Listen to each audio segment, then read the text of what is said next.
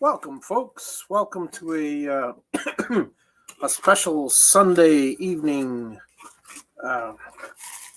chatting with Javi. I'm here organizing a bunch of shipments that just came in. So welcome one and all. I'll wait for the rest of you guys to come in.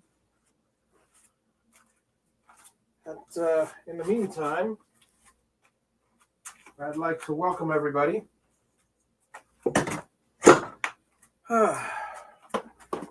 Let's see what we got here. Good evening, one and all. Yeah, I just happened to get a whole bunch of orders in from our wonderful distributor. So I'm packing, stacking, all that, getting ready to build another 25 boxes. It's just a matter of time, as they say.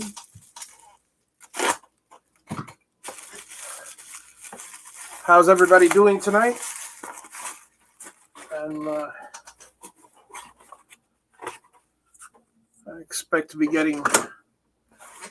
Well, I'm already caught up. It's time to get ahead now, so I could start pumping out a little volume. Good evening, Mario. How's it going? Recently, I don't know why, I got a bunch of orders, so I'm going to knock them out between today and tomorrow. And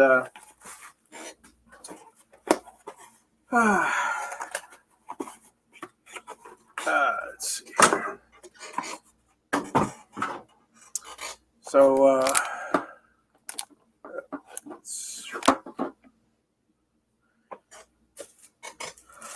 I'm just tired. Looking forward to getting back up to the property. I really am.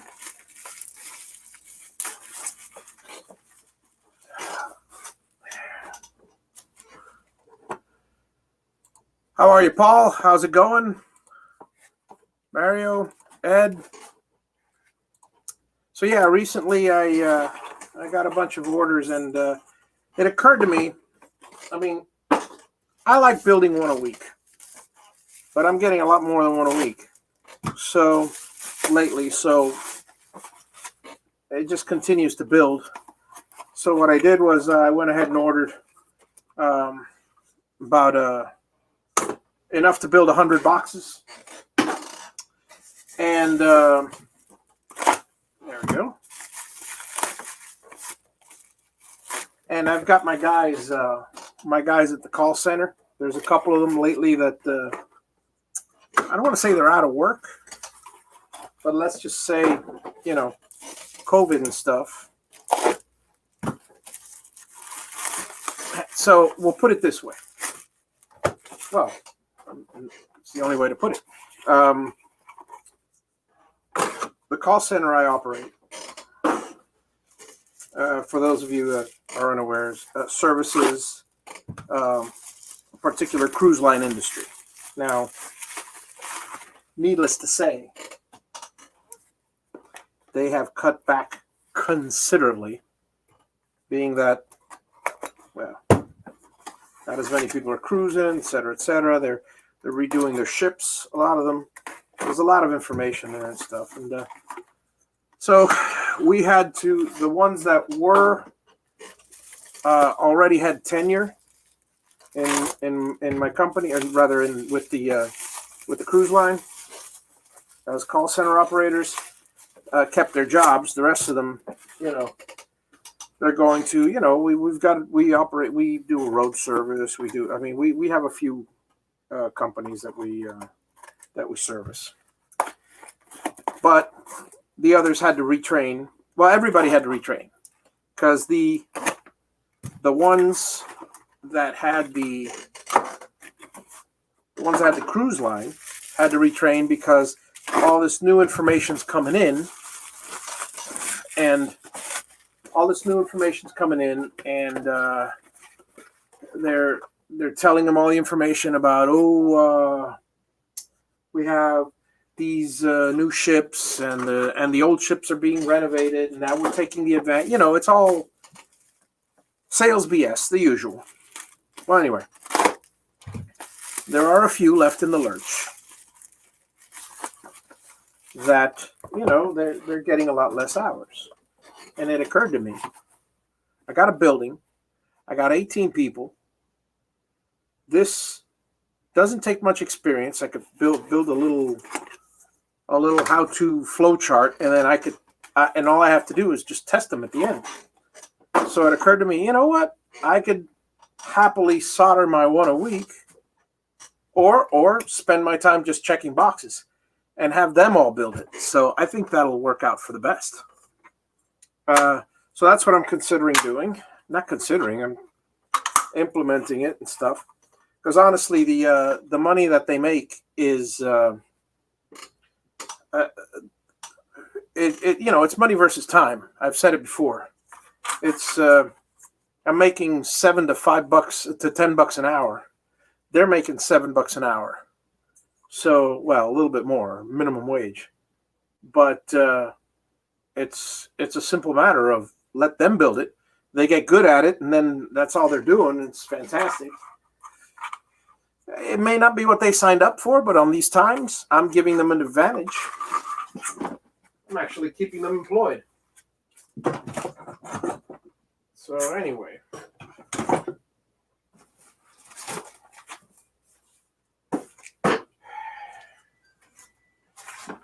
I've got 7 boxes out there ready to go.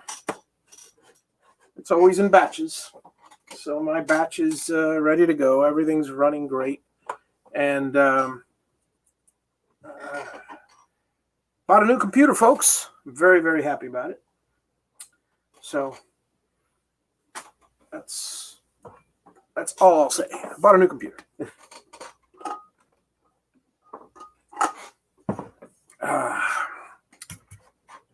And good evening, Dave. How's it going? How's everything?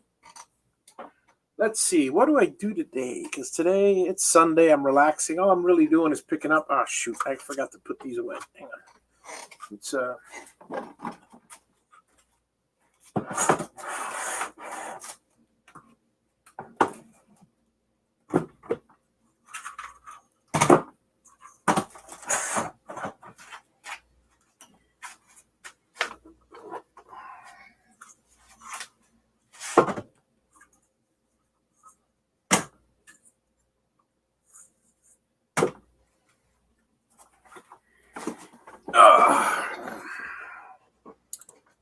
So how are y'all doing? Ooh, look at all the shrink wrap. And more. And more. Look at that. Isn't that a beautiful thing? I love shrink wrap. Shrink wrap is fun. It lights up. Yeah, look how beautifully colorful it is. Ah, look at all that shrink wrap, all the wire. It's so colorful. I like colorful. Colorful is fun. It's all about fun, guys. It's all about fun. Anyway, hark.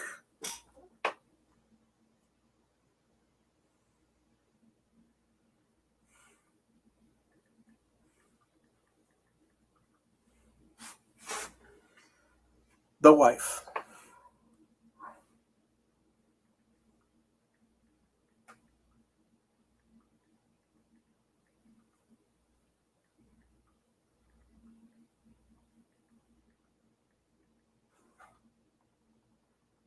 She wants a shirt. I said, okay, great. I'll make a couple, or just buy it.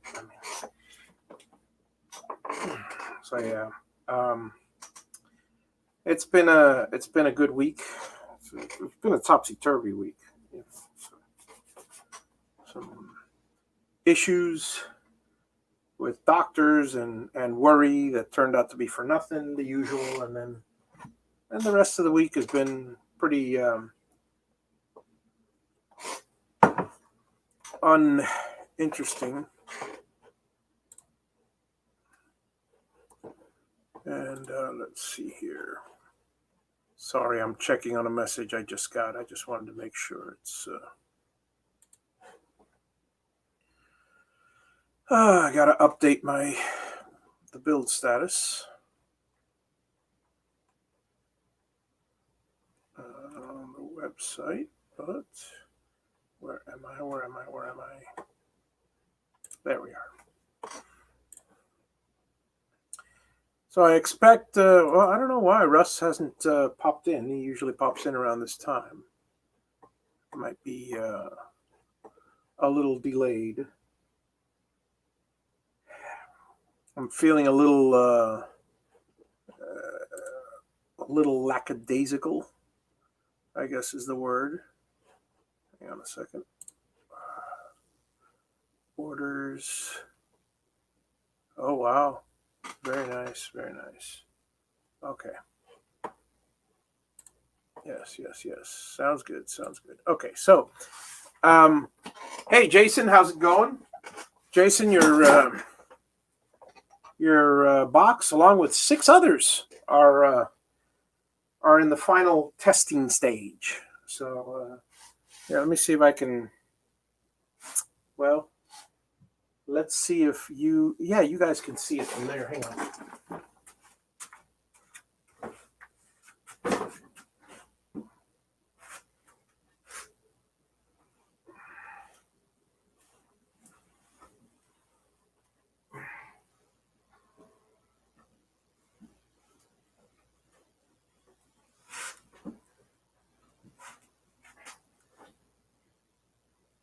There we go. I'll put them in the background so you guys can see them. They're nice and pretty, yeah? That's 1, 2, 3, 4, 5. There's one behind it. And I'm going to be knocking out another 10 this week. Because for some reason or another, just a bunch of orders have come in. I gotta take some time. I'm going to take some time and create instructional videos and stuff like that. Try again, Mako. See, one thing you got to not to sound mean, okay? But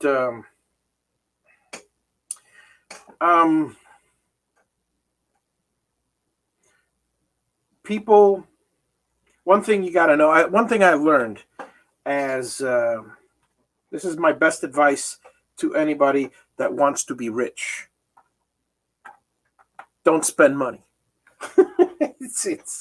Or spend money wisely. Think about ROI every time you spend money, every time you have a conversation, every time you I mean, obviously there's friends and then there's business, but very often I found that the best businesses I have are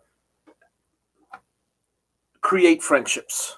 Not the other way around. So beware, if you try to do business with friends, it's always a double-edged sword. It depends on the business. Some are very lucrative and they form a team and it's great. Some end up ripping the friendship apart. And then, but as far as starting a business, building a team and making friends from it, they're business friends, as long as everybody knows their place, that's a whole different story. Getting back to the steak dinner, rather the expenditure of money, when I go to a client's house in say Coral Gables, which is a ritzy area of Miami, and we're talking high-end homes where instead of making $500 profit on a or whatever, just throwing out a number, if you made $500 profit on a similar home in a suburban area, you would probably stand to make $9,000 to $15,000 for that same home in Coral Gables. And I mean, there are a number of reasons: time, materials that are. I mean, they want the best, and and and that's fine. They want quality, and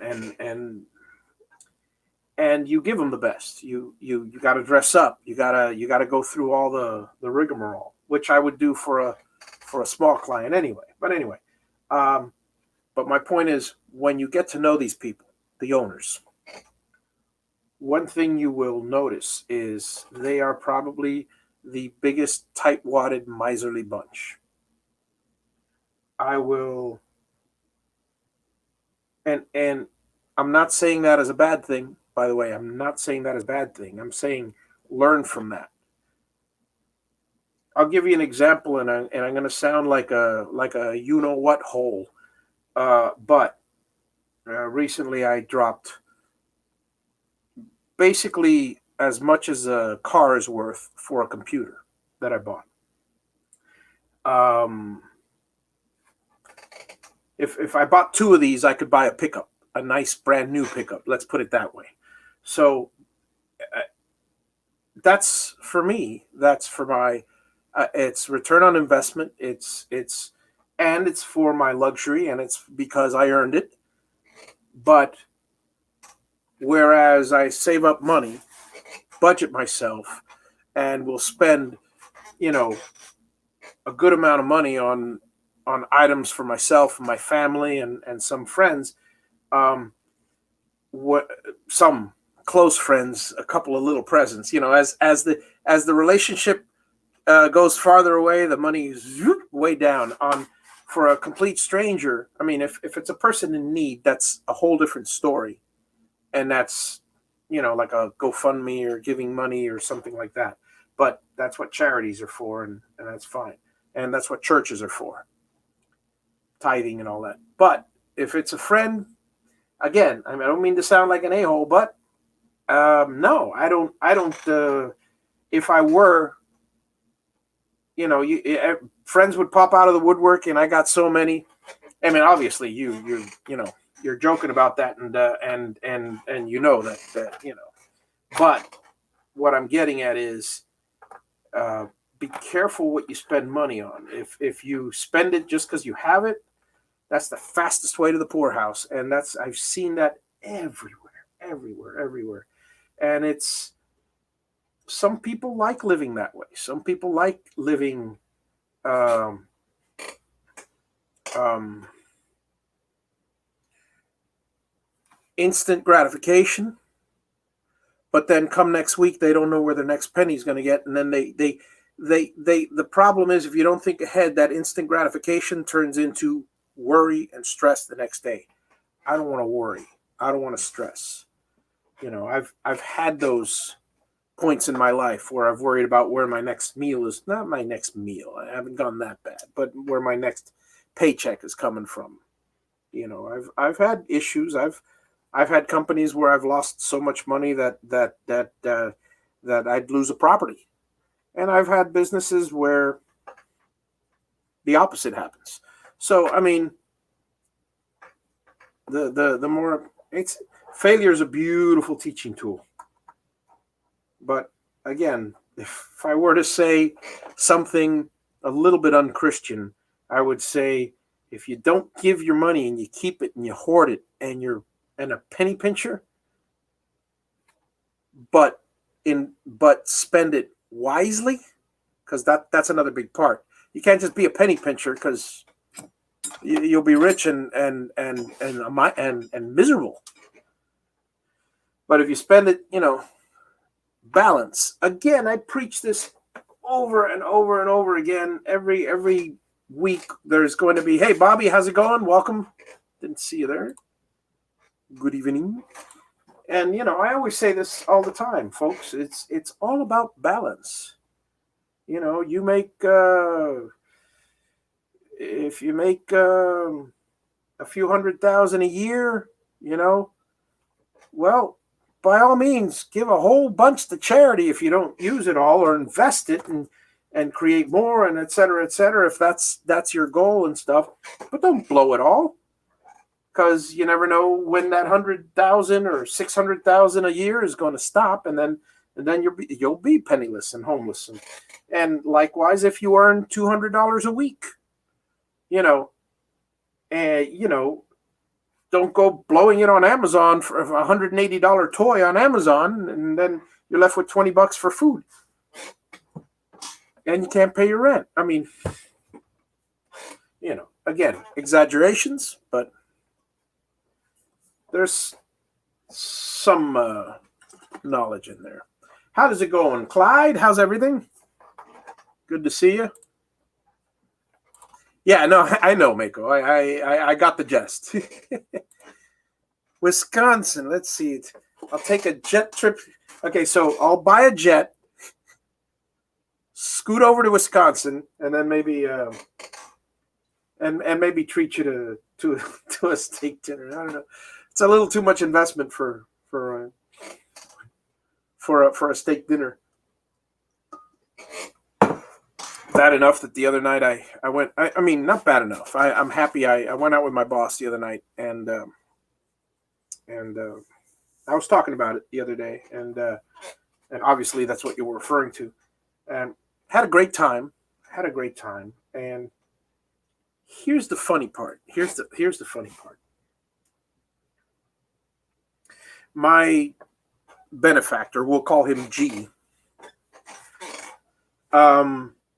My benefactor, gives me, all the jobs and stuff. And for those of you who weren't here, and I basically treat him a couple times a year, and his wife and our my wife to a $150 plate dinner, and it turns out to be a bit more because there's wine and stuff. It's one of those like Texas Day Brazil, not Texas Day Brazil, but it's one of those.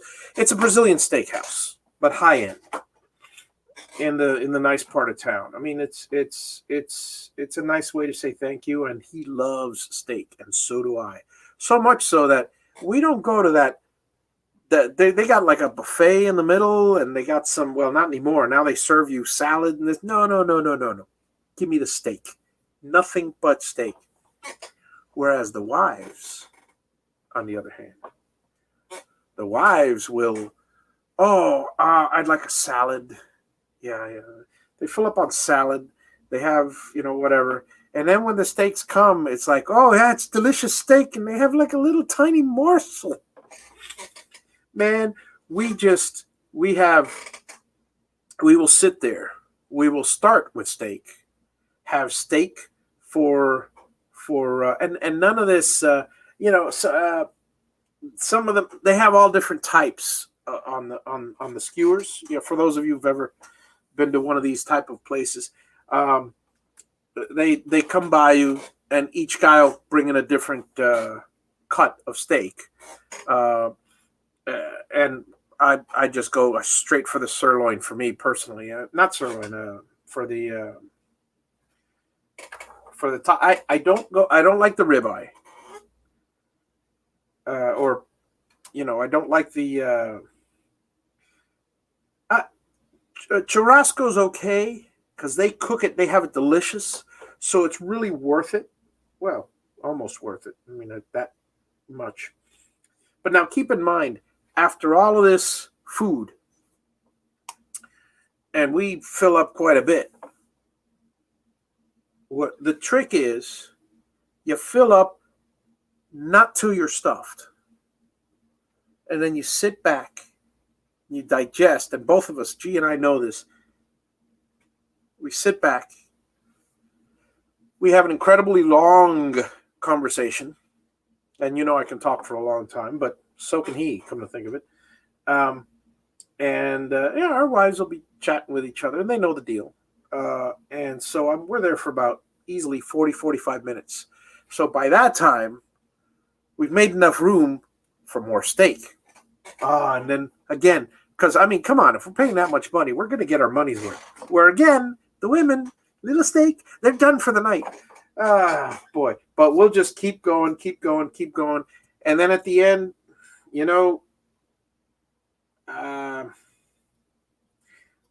I understand very well that gluttony is a sin, but I must say I'm guilty once or twice a year. Some days no. Some days I don't go crazy. I don't go crazy. But when you're there and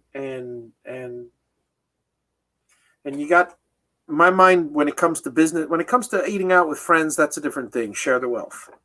When it comes to business, it's always ROI, ROI. It's just what can I get for the most bang for my buck? And but anyway, that's my little fun story on that. Two in Chicago, yeah. Fogo de Chaos, that's interesting, and Brazaz, yeah. We have Fogo de Vivo, is one of ours. Um, we have oh, excuse me. Oddly enough, Texas de Brazil. Last time I was at Texas de Brazil in Miami, um, you know, which is nice. And then this time we went to there. There is a Fogo de Chao in Miami Beach, but that's like 12, 13 miles, and 12, 13 miles in Miami through traffic. You're talking an hour and a half. Very, very, and he lives out way on the west side, and that's way on the east, obviously. Brasa Viva is the other one. Is another one in Doral, and it's fantastic, you know. But Brasa Viva is a little on the cheap side, you know. So I had it. I mean, it's a wonderful. It's a great meal, and after that, I treated him to a movie. Sorry, wrong pipe. I hate it when that happens. Let me get some more Diet Coke.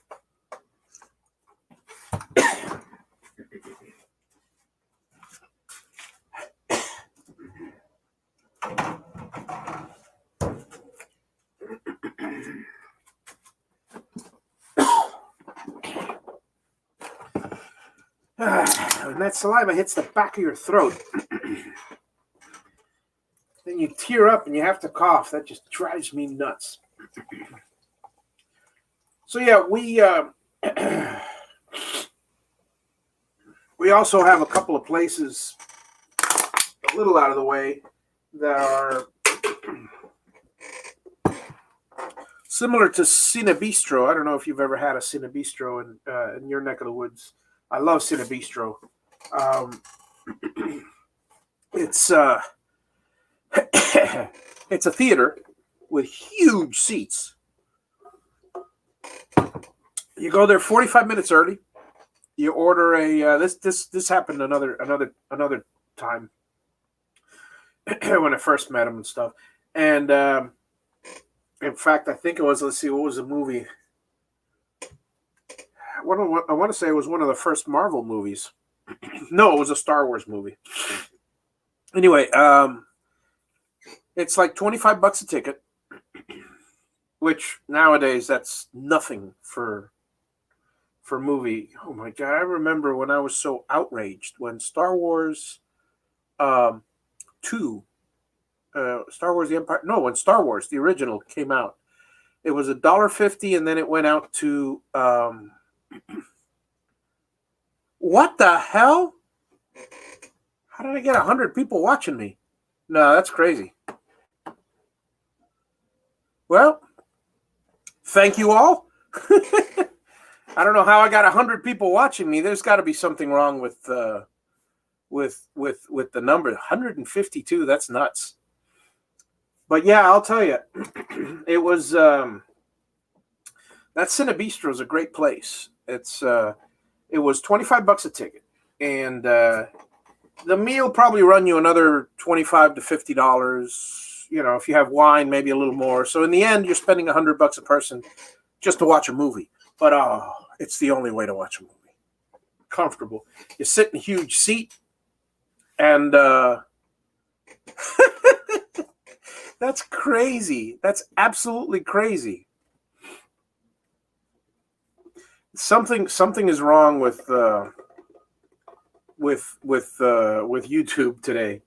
Because, guys, this is just a chat with Javi. It's a little show on soldering, and I create. I have my regular businesses, and as a hobby, I create these. If there are truly 199 people watching, yeah, that's there's something wrong there. That's got to be someone's joking around there with the numbers.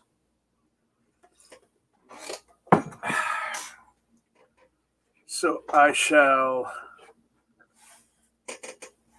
don't know what the hell that's going on. But if that's the case, yeah, let me take a look.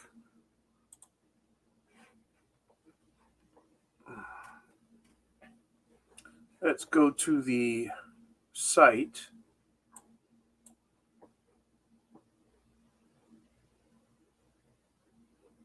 And do one of these. Let's see here.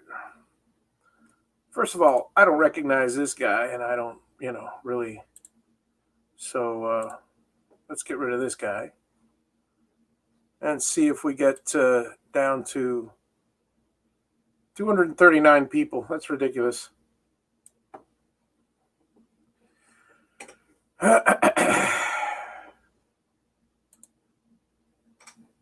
Nobody goes viral from talking garbage.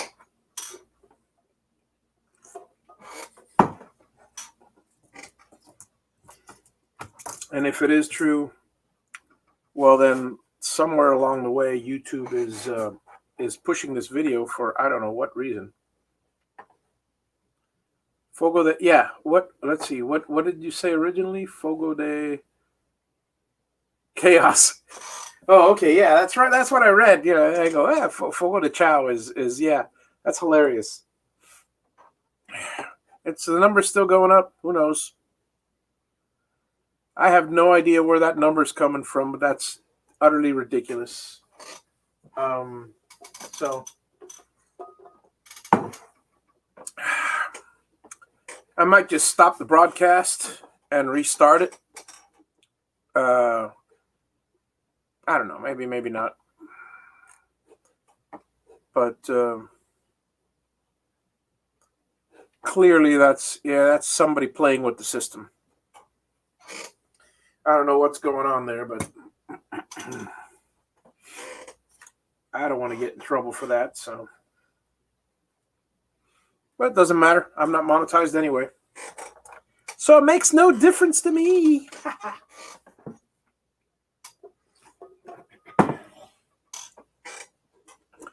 But yeah, it's going back down. That's a beautiful thing. So anyway, yeah, folks. Getting back to the conversation, we had a great time. We had a great time, and a good meal, and again, a little bit of gluttony here and there, but it is what it is. And yeah, the numbers are going back down to normal. That was funny. That was hilarious. Yeah, I think my blocking that one guy might have done it. Maybe. We'll find out.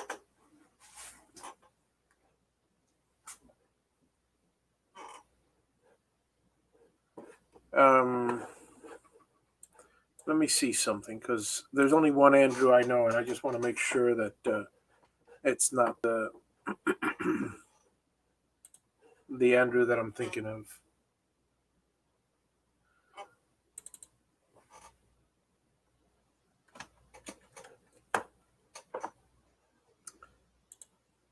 But let me look real quick here while we're chatting.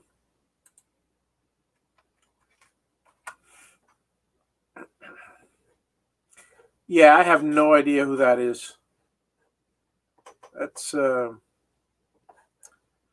little 14-year-old or a 12-year-old or whatever who's intent on hacking the system.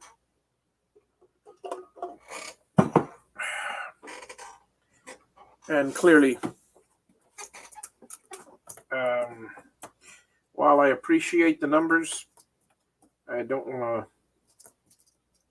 I'm very close to my 1,000 or 4,000 hours. I don't need YouTube um, giving me a ding for terms of service when I had nothing to do with it. So blocked, just in case. Oh man, I just don't feel like doing anything today, guys. I really don't. I mean, I'm sorry to say it. It's it's a lazy day. It's a lazy day. Um, and what did I have today? Well, it's Sunday. Anybody got any conversations, topics, questions that something on your mind?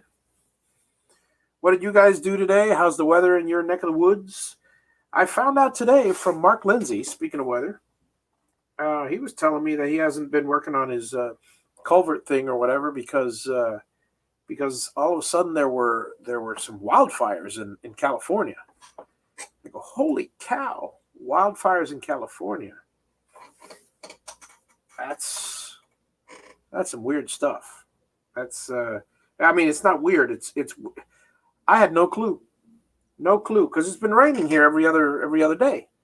So, it's amazing if you don't keep in touch with the and this goes to show if you don't keep in touch with the news, people live isolated in little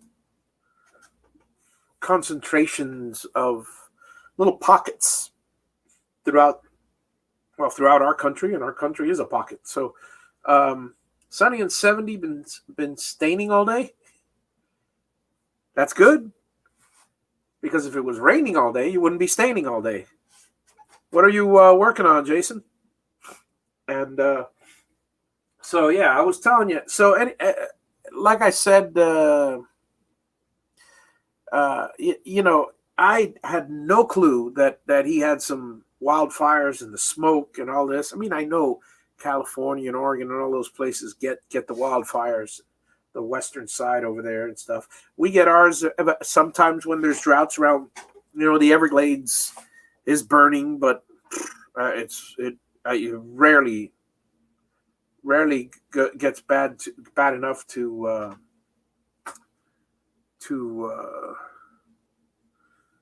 be problematic or symptomatic or problematic. So Glenn has cold and overcast. That's well, let's see, where are we? We're not yet. See, got a funny story.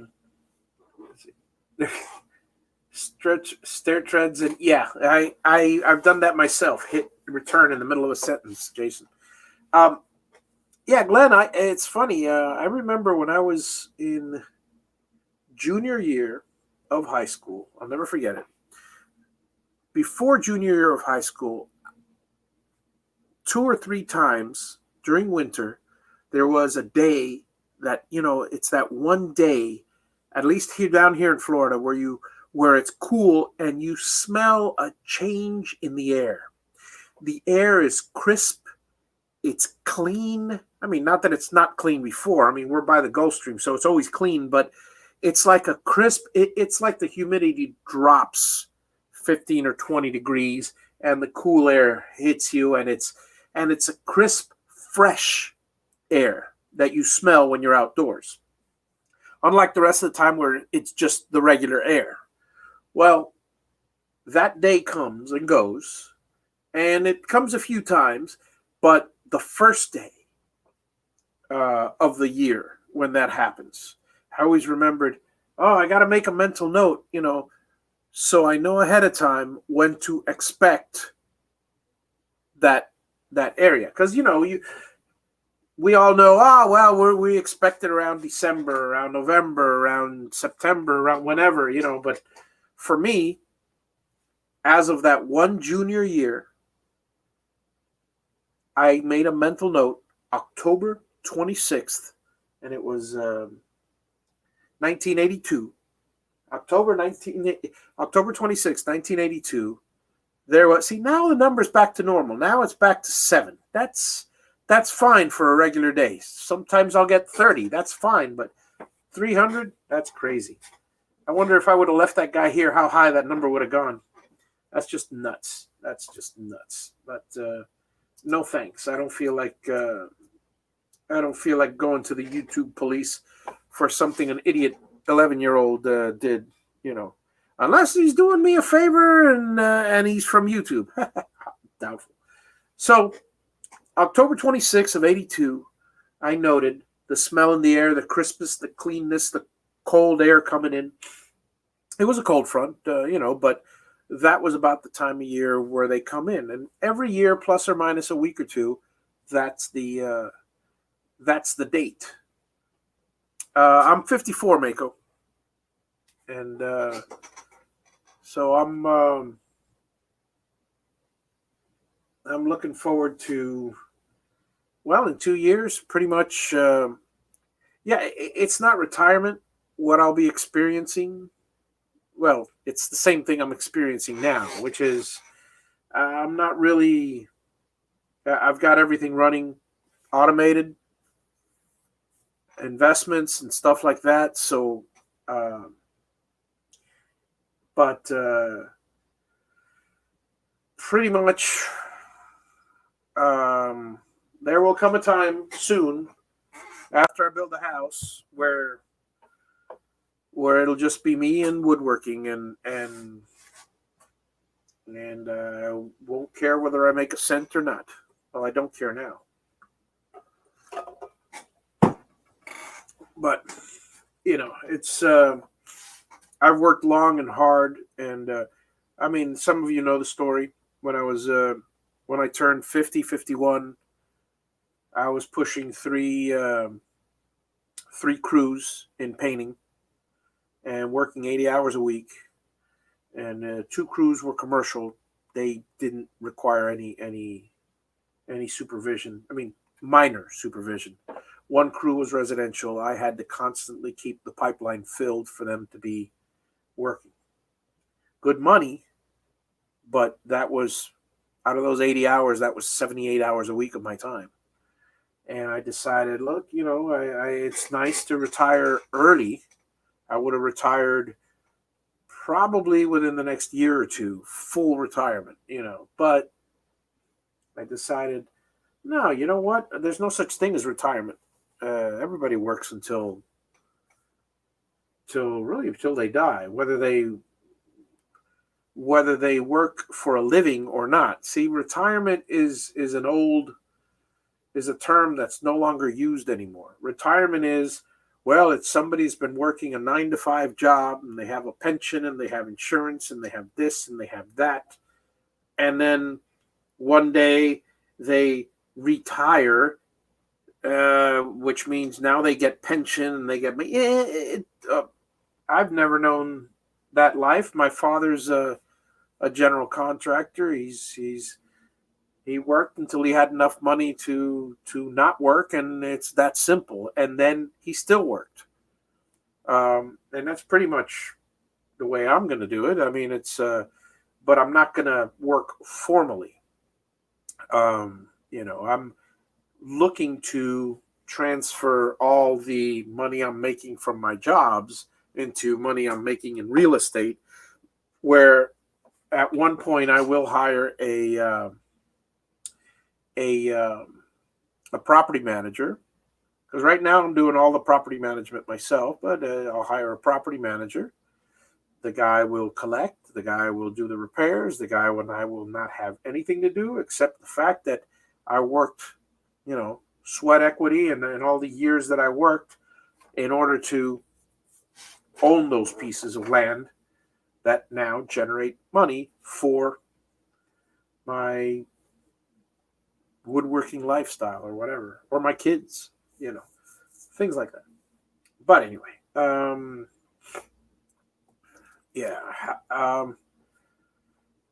so who knows what the future can bring, I mean, it's anything can happen. I'm not by any means, well, some people have called me in the top 1%, but and then you look at the numbers, and but it doesn't take much to be in the top 1%. I mean, think about it. If you own a house that's in a big city like this one, this house, the house I own is worth 6.25. Okay, $625,000 is 6/10 of the way to being a millionaire, textbook millionaire. So you own one or two things. Oh, you're a millionaire. I remember my mother saying, I'm not gonna, your father's. I know your father's not going to stop working until we're millionaires. I go, Mom, you were millionaires years ago. It's like, it's not like, it's now the term is billionaire because it's a whole different mindset. Yeah, and that's the thing, Richard. Yep, I agree with you. You get less and less patient with. You get less and less patient with dealing with renters, and no, it's not worth the aggravation. I've been very lucky.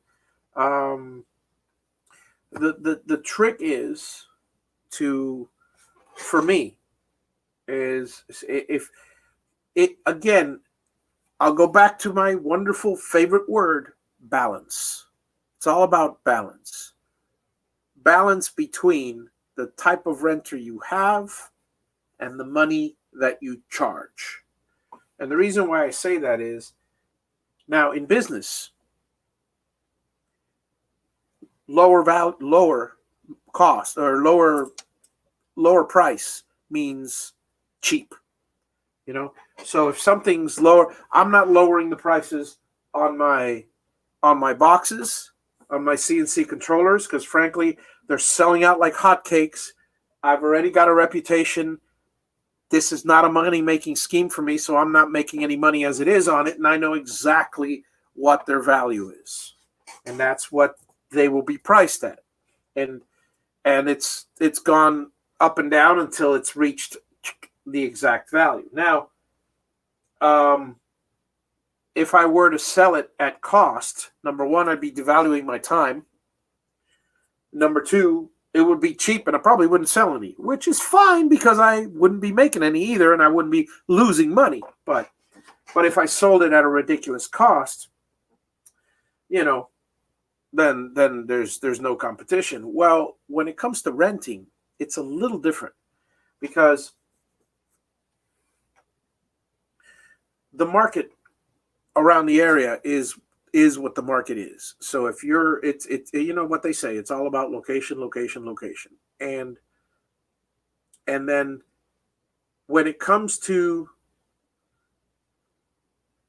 I like to go near schools, purchase property near schools. That's always big because then you have a family that's going to be living there for quite a while, whether it's a high school or particularly a grade school, and you get decent houses. But here's the thing. Here's the key. Charge a little bit of a lower price, $100 lower than the market is calling for. Okay, I know the purpose is to make money. Clearly the purpose is make money. But I bring back the word balance. How much is your frustration level worth? If you were to pay a property manager 10%, which is, about a going rate, of a property. And let's say you rent it for $1,000 a month, right? So now you're paying $900. Now you're really earning, or rather grossing $900 a month after that one expense. And you don't have your stress. What's the difference between that and charging the guy $900? Now, the difference is with the property manager, he's going to be dealing with that guy, but you're going to have a bit more turnaround. Because I've noticed that, when you charge high prices, people are dying to get out of their house and or sometimes they can't pay because it's out of their range. But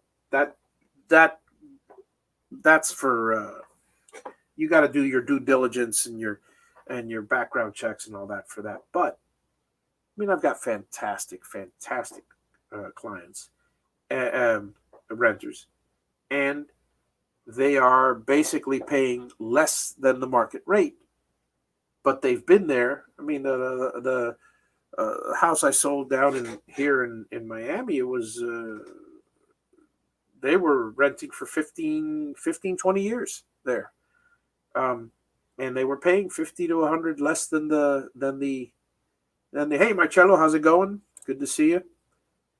So it's 3,300, Mako. Pretty small. The new house is going to be double that. It's a beautiful thing. But yeah, it's funny because hey, there's Russ. How long have you been there, Russ? About 20 minutes. Hang on a second, and my headphones again. I got to remember that when I invite you to put on my to put on my headphones so I can hear the beep. How long have you been there? About 20 minutes. Holy crap! Why didn't you? I started to get on the YouTube and tell you to let me in. Oh, you should have done that. Hey, there's Nick. How's it going? Haven't seen you in a while. Oh, Russ, you should have seen what happened a little earlier. What's that? Man, you missed it. I don't know if you missed it. Did you see the subscriber count? No, you were talking about renters and homes. Oh, okay. Oh, then you haven't been here long. Well, earlier there was this kid on. I don't know what his name was. XD something or other. I already forgot. XD sit Andrew. XD something Andrew. Well, and all of a sudden you always know when you got a small community, when there's a stranger in the midst. And this one guy said, "Oh, by the way, Jason says hello." I see him. And how are you doing, Nick? Good to see you. And Marcello, rain day. Yep. Here yesterday. But so what happened was, all of a sudden, my number's going up. And this guy goes 127 followers. What the, and it's like he's, and then all of a sudden, wait, 200? What is that? And he's actually posting, I don't know what that is. For all I know, he's got some sort of a. Oh, sorry, I'm trying to. Hey man, you're upside down. You got me accommodate everything here.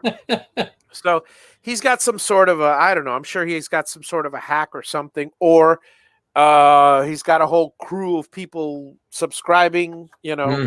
Or it's somebody in the YouTube community that just got fired and they're angry at somebody and they decided to give me a boost for I don't know what reason, because I'm not monetized yet. However, I'm at 3,949 hours. So You're close.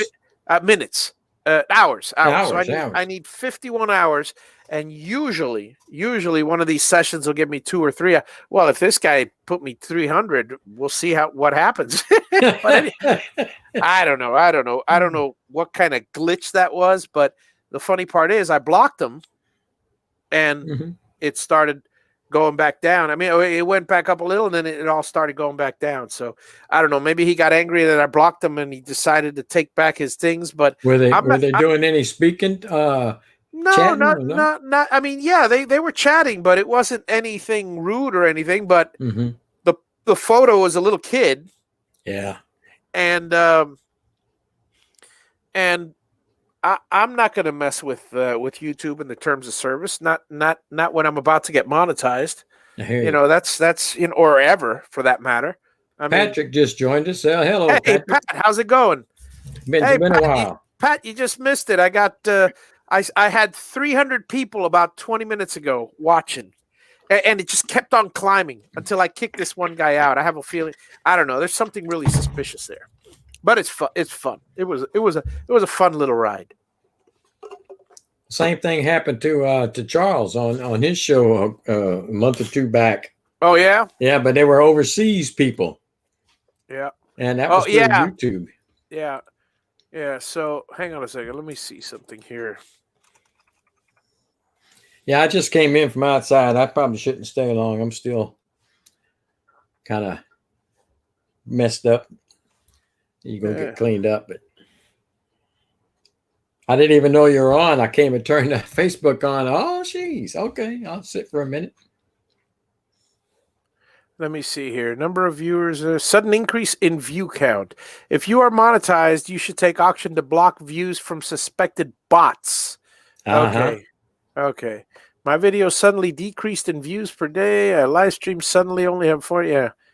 Yeah. I don't know. I don't know. But anyway, uh, so what I was getting at is, what was I saying earlier, a second ago? Okay, so that was the 300 thing. I was talking about renters. And yeah, so in the end, my advice to any renter out there is this guy Richard made a comment earlier is because it's all about balance. If you have a lower asking price for rent, you may get you may get a good or a bad renter. It's 50-50. But when they know that they're paying cheaper and they can get evicted at a moment's notice, it's not like a guy that you're charging. Let's say a rental house is in a neighborhood of $1,200 a month, and you charge $1,250. Well, anybody that rents that place, if they're tight 1 month or 2 or 3, then they're going to say, you know what, screw this. I'll just live through the deposit if I can, or try to get away with what I can, save up what I can, and move to a cheaper place or whatever. But if you charge $1,000 or even 1,100, and everything's 1,200 in the area, they're going to go, you know, I'm going to do whatever I can to pay that money, and that seems to be the general consensus. Mm-hmm. I know because all my renters have lasted. I mean, this is just for me.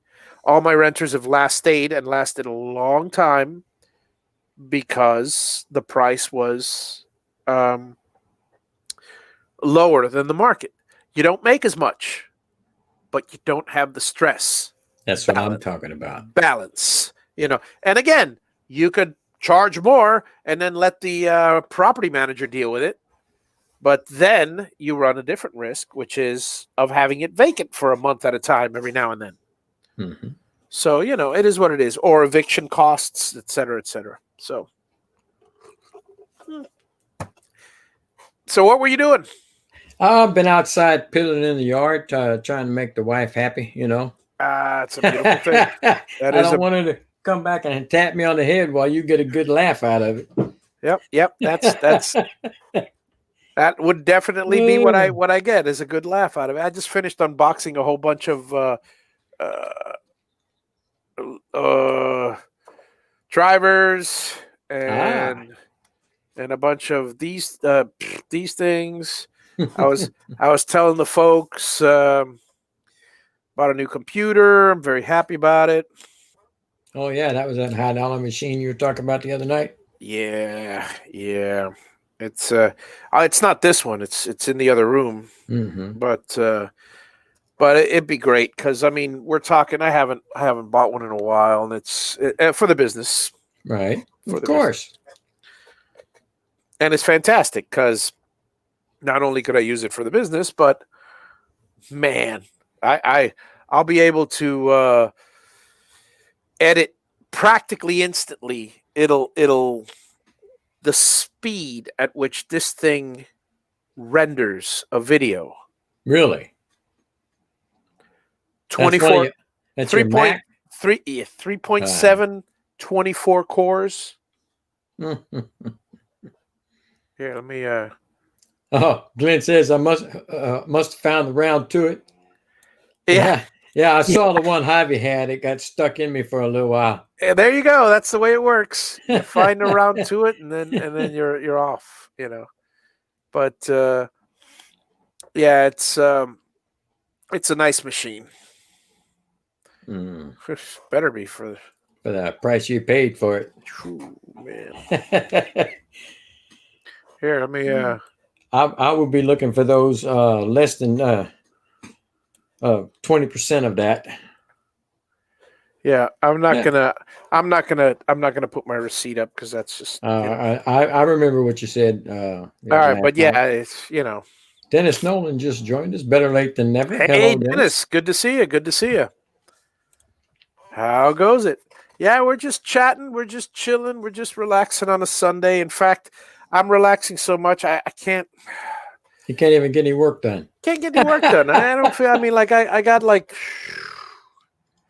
I gotta finish those, and I've got another few orders, and so I 1, 2, 3, 4, 5, 6, 7, 8, I know 9, there's one 10. fella, there's one gentleman out in the chat who would like to see that number Oh yeah, 46 done. oh yeah, absolutely, absolutely, and it shall be. It shall be. Ben Yeah, said he built his own round yeah. to it. Mike and Jason is 47, so it won't be long before they get theirs. Merv's And here. and What's going then on, Merv? hey Mervin, how's it going? Nothing much, nothing much. Just chilling, just relaxing here today. So like I was saying earlier, the number I was telling the other guys, and some of these guys were here and watching the number.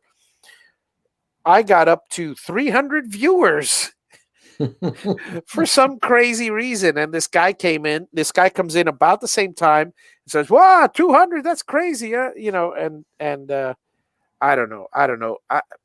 It's possible that YouTube we were talking about, and I'll try doing it again, and we'll see if it works. But we were talking about steak and Brazilian steakhouses. All right, Mm-hmm. we were talking about there's a place around here that's called Brasa Viva Mm-hmm. Brazilian Steakhouse. There's another one called Fogo de Vivo, and there's another one they called Fogo de Chao, which is in Miami Beach. There's one of our members here has a couple Fogo de Chao. Auto corrected to Fogo de Chaos, which is kind of funny. Yeah. But yeah, so I treated my benefactor recently to the Oh, that's twice. those $150 steaks. Wait, try this. 150 per plate. Oh Lord! And guess whose wives come along? Yes, indeed, boy. I'm telling you. Wine is extra. And you are doing some good smoozing. And here's what I was telling you, and this is the part that they heard. You didn't hear this part, but the wives not very good on return on investment. I'll have the salad. Oh, and then they'll have a little tiny piece of good steak, but I'll just take a filet mignon. Okay, fine. Whereas, G and I'm calling him G for short, but my benefactor and I will. Oh my God, we'll go through easily a pound of steak. Sit there and chat for half an hour to 45 minutes. So we'll make a little more room. Hell, I'd force a trip to the bathroom if I could, because it's all about return on investment, and you want to get as much as you can. None of that cheap fatty steak. I want the good lean stuff. Oh man. Well, that's not true either. There's a couple of and I don't know, because they all speak Italian. Italian. They all speak Brazilian and that's Portuguese. Yeah, Portuguese. Sorry, and they all speak Portuguese. They say something, and then they translate it to Spanish. So brasa de this and that and this and that. And I just look at the steak. I know what it is, and I go, oh yeah, that's something with a light bit of fat, just enough to add that delicious succulent taste. That's where the flavor comes from. And but not too much. And none of it. I haven't tasted a single piece in that place that's chewy or gristly. Really? I mean, well, you can't. I mean, yeah, You got if to you pay do, for it. you gotta. Yeah, you gotta pay extra for that. Yeah, give me the chewiest steak you got. Something I can give to the dog. Yeah. Yeah. So look at Glenn. He goes, Taco Bell and free refills on Taco Coke. Bell and free refills on Coke. That's the way to go. That's You the way to can't do a go. lot of schmoozing in Taco Bell, man. Yeah. Chris, I don't have a flashing screen. Nor do I.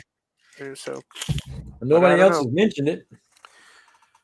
So what are we up to? Just chatting away, Mervin. Chatting away. And enjoying a nice, oh, excuse me, lazy, yet peaceful, relaxing, nice laid back Sunday. It's a beautiful thing, and it's like it's so funny because years of I I didn't work for the man for a long time. I mean, I've been an entrepreneur early on and have had my own businesses. A lot of early failures, but a lot of successes afterwards. But I did have my share of working for somebody else. I've worked in cubicles. I've worked in sales. I've worked in all sorts of different jobs and stuff. And I got to tell you, between early school where you bust your butt and then you play all weekend, and you go to church on Sunday, that weekly schedule, and then later during when you work at places with cubicles where they're closed on Saturday and or Sundays, uh you tend to develop a certain habit, and it's just so funny because now I'm investing an hour or two a week for a few phone calls to make sure everything's running constantly, and perhaps the occasional visit to the companies. But for the most part, not. I mean, my time is my own. So one day blurs into the next. You're familiar with that, Russ? It's I one day am. blurs into the next. Yet there's something about Saturdays and Sundays still, particularly Sundays, that are just it. There's this inner feeling like it's okay if I don't work on Sunday. In fact, you're not supposed to. Yeah. Whereas Monday rolls around and you go, oh, I feel like lightning's gonna hit me if I don't do something. Is it just me? It's just you, by God. I'm enjoying every day of the week. It's I've like, only been retired for two. By the way, Troy Pritchard just joined us. hey Troy, how's it going? Good evening. I've been retired just now 2 years, and I still have to ask my wife what day of the week is it, because they go from one day to the next, and Yeah, but I don't mind it. I do not mind it. I like it. Picana is great. I don't know that place. Looks like Piranha almost, but Picana is great. I forgot to turn my disc over one time, and I was embarrassed when I asked them to stop coming to the table. Oh, yeah. I would have never known to do it myself. Same as you. Well. This place that I was at, it's like half the time. I mean, they'll keep serving your plate. They'll keep serving your plate, but if you get up, like to go to the bathroom or a salad, they'll take your plate and give you a fresh plate, even if you have stuff on it. So, it's crazy. Picana is the Brazilian steak, he said. Gotcha. Yeah, it's well, you can pretty well tell that I have not been in those $150 a plate steakhouses. It's I don't find myself wanting to go to one of those either unless somebody else is paying for it. Well, let's put it this way.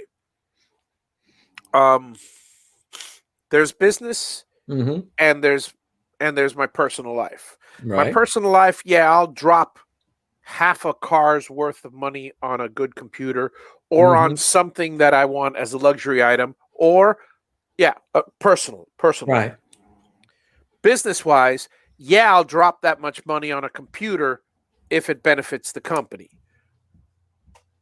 And the same thing goes for, but now here's the difference. Now that's something I like. So the personal Hmm. and business is kind of the same.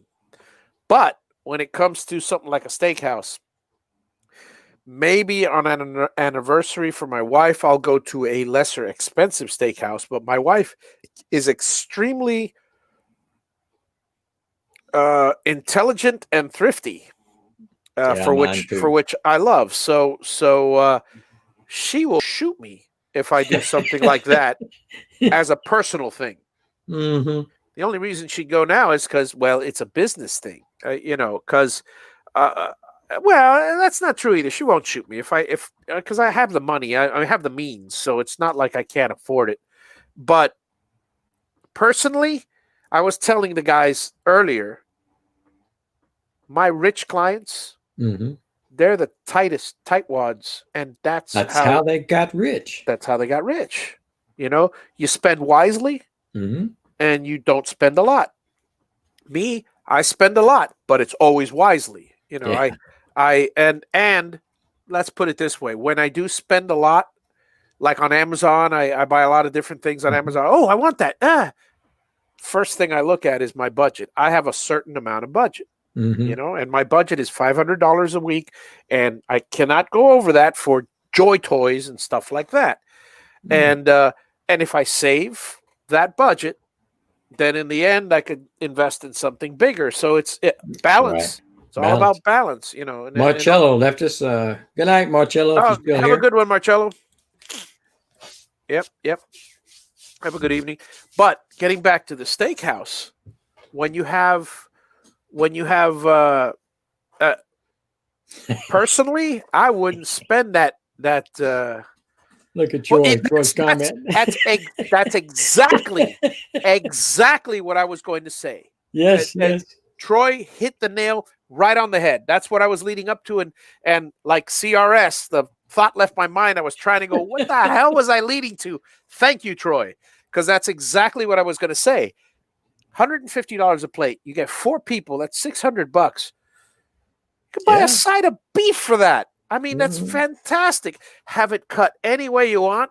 Practically almost a whole cow. No, I think they go for a little bit more. But anyway, you could have the best, Yeah. and for a long heck, the next month buy a freezer, and there you go. And Yeah. whatever.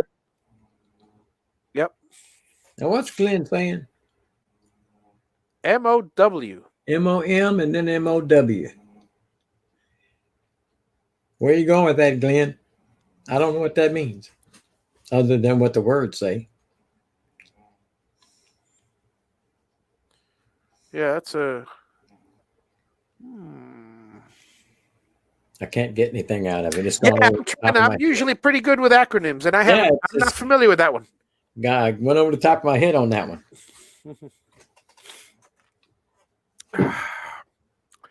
Unless he's telling me to go mow the lawn. Well, I did that today. I did that yesterday. See, those are the kind of things that Oh, what's a cow say? Moo. oh, ding ding ding ding ding ding ding ding ding ding ding. Oh no, that's a fox. What did the fox? Sorry, guys. I just that's what happens when you have young kids. Yeah. So what happens is um yeah, moo is what a cow says, and mom is what a cow is, mo is what a cow does, and moo is what a cow says. Well, anyway, yeah, things like that, like mowing. That's a perfect example of stuff that I got to be honest with you guys. I love to mow. I love Now, mowing. I hate hate weeding. weeding. Yeah, Oh yeah. I'm with you there. I'm with you there. But that's a beautiful thing, though. See, you know what I did? Well, it was a week ago. I actually did the the hedge a week ago because it was getting up there. And what did I do? I did what I always do. I got my what's it called? Triazonon? No, not triazonon. It's Durs. God, what's a? I'll look for it and it's gonna be driving me crazy. Hang on a second. Let me get the name because it's a glyphosate product, like Roundup, Yeah, but like it's Roundup. but Mhm. it's hang on. I for say that. No, that's not it. No, that's not it. No, that's not it. Give me a second. Hang on. Rural King. And here it is. Drexel Imitator Plus. That's what I use. Hmm. So I love that stuff. And Drexel Imitator Plus is I mean it's cheap and it's super concentrated and wear your mask, which I'm doing anyway in these times. Go around and I love it. That's my weeding. I mean, I'll do I'll do the edge, and then Mhm. the trick is right after you do I got the battery powered weed eater, and right after you do Right. that, you spray all the corners. I do a good 6 inches. Mhm. I don't mind having a beautiful brown line all along my fences.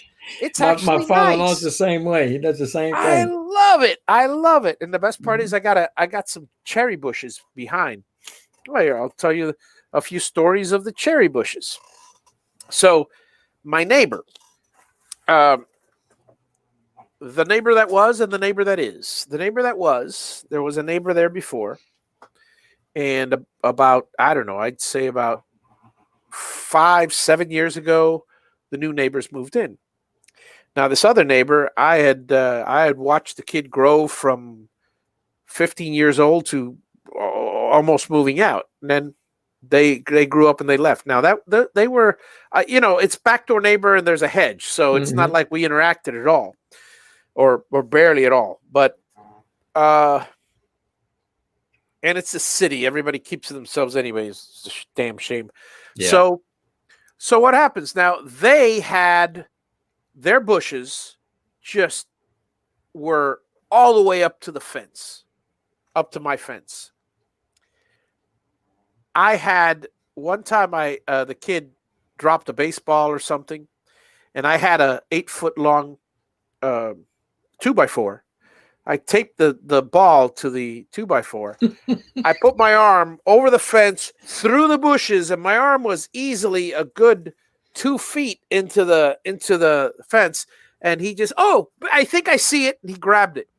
Those bushes have got to have been 11 or 12 foot thick. Wow. That's on his side, and Wow. I would hate to lose that much. I mean, if we have 10 acres, that's one thing, but we're all quarter-acre lots Yeah, to not in a city lot. Yeah. to 6th acre, and so anyway, um, it was butt up against my fence, and one thing that I hated about it is I don't like hedging, and guess what? I'll tell you a story about hedging and what I'm going to have to do with the new property, but I don't like hedging. So I didn't have those bushes there by choice. If it were up to me, I just, but over the years, get off my lawn attitude builds inside you, and I'm kind of happy there's a big wall, or I would have to put a wooden fence there in the back. But anyway, so I had a little 4 foot fence, and when the new neighbors moved in, the old neighbors, they took care of their side, and I had to be forced to take care of my side. Now, I never bothered with the top. The top is 12 foot high. They let their legally, by code, you're not supposed to be over 6 or 8 foot, something like that. But Mm. I mean, come on. I mean, I'm not that guy. We all know who that guy is, and I'm not that guy. So what happens? I just hedge every now and then it'll grow like crazy, and then I'll just take one day every 4 or 5 months and hedge, and then just mow the debris. It's a pain in the butt, but I was so happy when the new neighbors moved in because, okay, first of all, they're I met them and I go, you got 12 feet of lost land there. And so, oh, really? Oh, so they cut a bunch on their side. They cut a bunch on my side. So they cut a good 2 to 3 feet from the fence, and they still have a good block, and they cut on their side. So now they got like a 3-foot hedge, and they've gained all this space. They put a pool back there and all this. But so now between the fence and the hedge, there's this rocky area.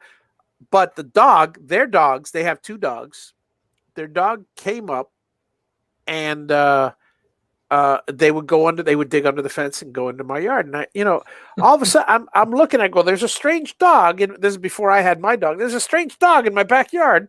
So I open the door and I go, Max, is that you? This is German Shepherd, lovable German Shepherd. Just, just drops on her, wants to be rubbed on her stomach. Mm-hmm. And then the boy, Max, another German Shepherd, didn't dare go under. So anyway, I went over and I go, come on, get back, go.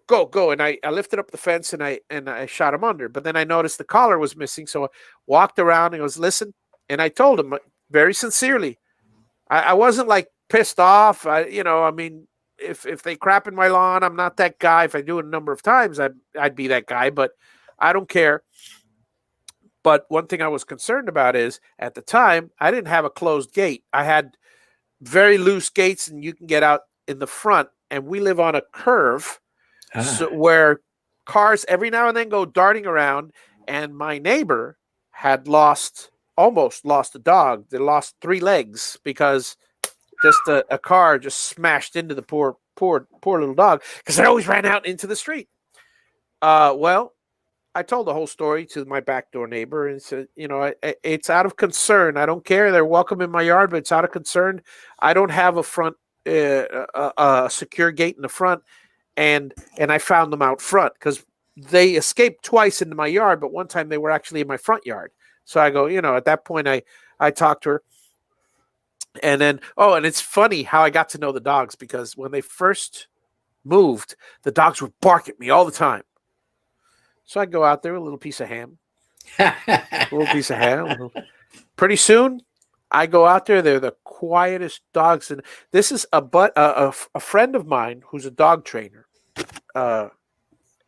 She basically, she's a wonderful dog trainer. I forgot. Paws Your Paws? No, I don't remember what it was called, but she gave me the tip. And, I go, because I actually asked her, what kind of spray could I use to deter the dogs? She goes, no, don't do that. Positive reinforcement works wonders. Go out there with a little piece of steak, a little piece of turkey every day, just, and then I just wait there until they're quiet. Once they're quiet, give them the thing, and holy cow, now they don't bark at me at all. It's like we're friends, but I don't need to feed them anymore either. So the dog would, maybe that's why they kept on going. No, but the dog would, I talked to the owner and they put up a 6-foot fence next to my 4-foot, which is great because I got to get rid of my 4-foot fence. They put up a 6-foot fence, concreted on the bottom. There you go. So they ain't digging, and they've never dug, because of that. And it's a nice 6-foot fence. So I'm very thankful that we had such considerate neighbors and stuff. And then they had their hedges. Getting back to the whole weed eater, the Roundup story. Now what I've got in the backyard. It's a fence with mostly rocky ground because they don't want stuff to grow on there either. They want a little pathway for the hedge guys because they pay gardeners to take care of their hedge, and they're beautiful. They're always beautiful. They once a month. I don't like the noise, but I love the beauty, so I'll deal with the noise, every now and then. Lawn mowing is one thing. When you're doing hedges and blowing, the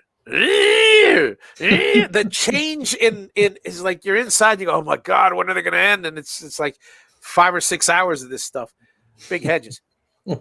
So I go out there and I spray, and I also spray that little 2-foot path because I noticed 1 or 2 times he just started gaining a bunch of weeds.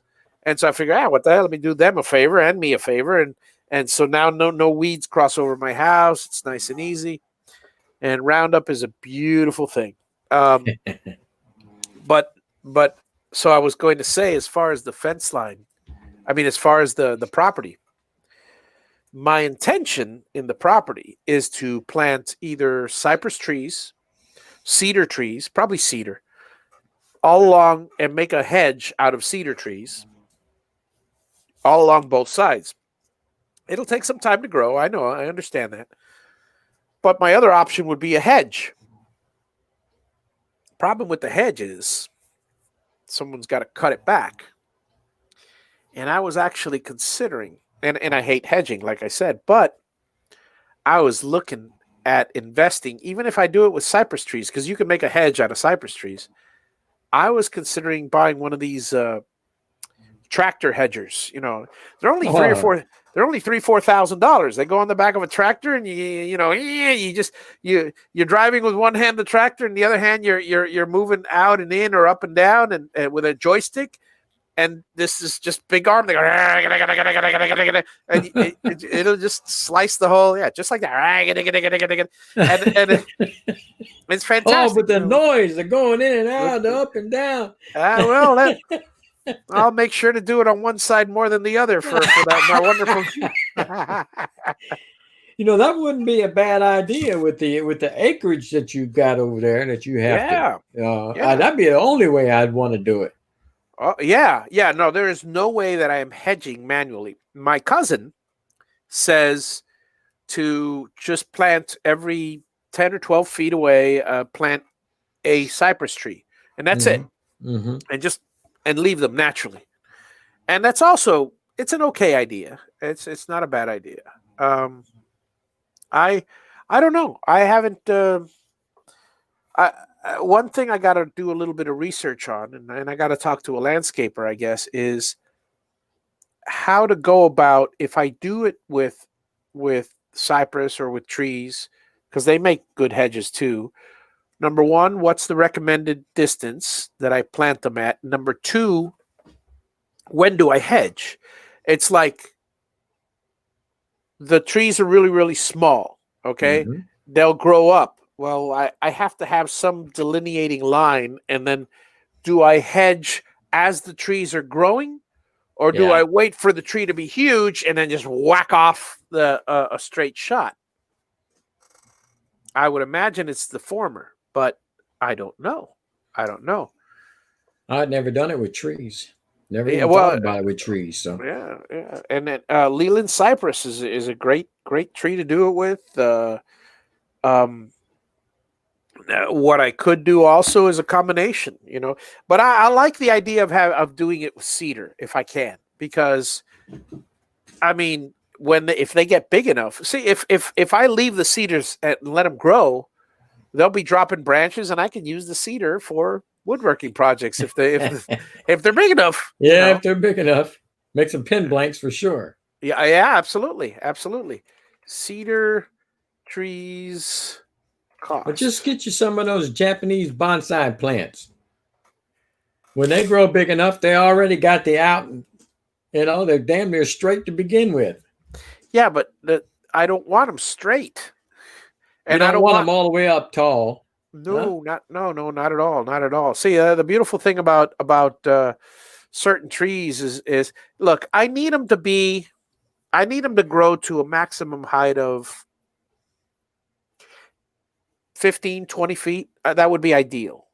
If not even 20, 15 feet, it would be ideal. 15, 16 feet. Because at that point, from my point of view, I can no longer see the roof of any of the houses. Okay. And that's when I have my own closed little world, that's, I can see the lake, and I don't mind seeing houses across the lake. They're mostly hidden by trees anyway, and I don't mind seeing the lake, of course. But oh man, pollen must be up because I'm beginning to get the sniffles. Yeah, same here. And yeah, I gotta see what I do. I gotta see what I do. And the beautiful thing about these the trees is if they're small enough and all this, I can actually plant them using the using my vacuum method. My vacuum post hole digger. Yeah, there you go. So, That's or- awesome. I like that thing. orange osage. Hang on a second. Let me make these a little bit. Osage orange makes a nice thorny hedge Yeah, let me make if you this. plant them close together. Let me make Natural this a fencing. little bigger here. Where is the? Somewhere along here is the settings. No, that's not it. Comments. That's not it. Big Give me D a just joined us. Hey, Big D. Good to see you. Glad you could stop by. Is it under banners? It's not under banners. Is it under brand? Theme, brand, color, logo, overlay, video clips, background, show display names. No, that's not it. Holy cow. I just set this the other day and now I have no idea how to do it. Shift video, avatar, green screen guests. No, and that, and that, and that.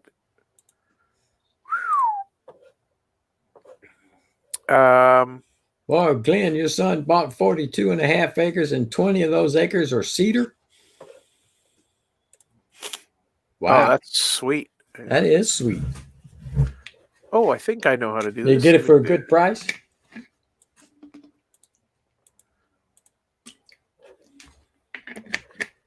Where in the world? Oh, no, that's not it either.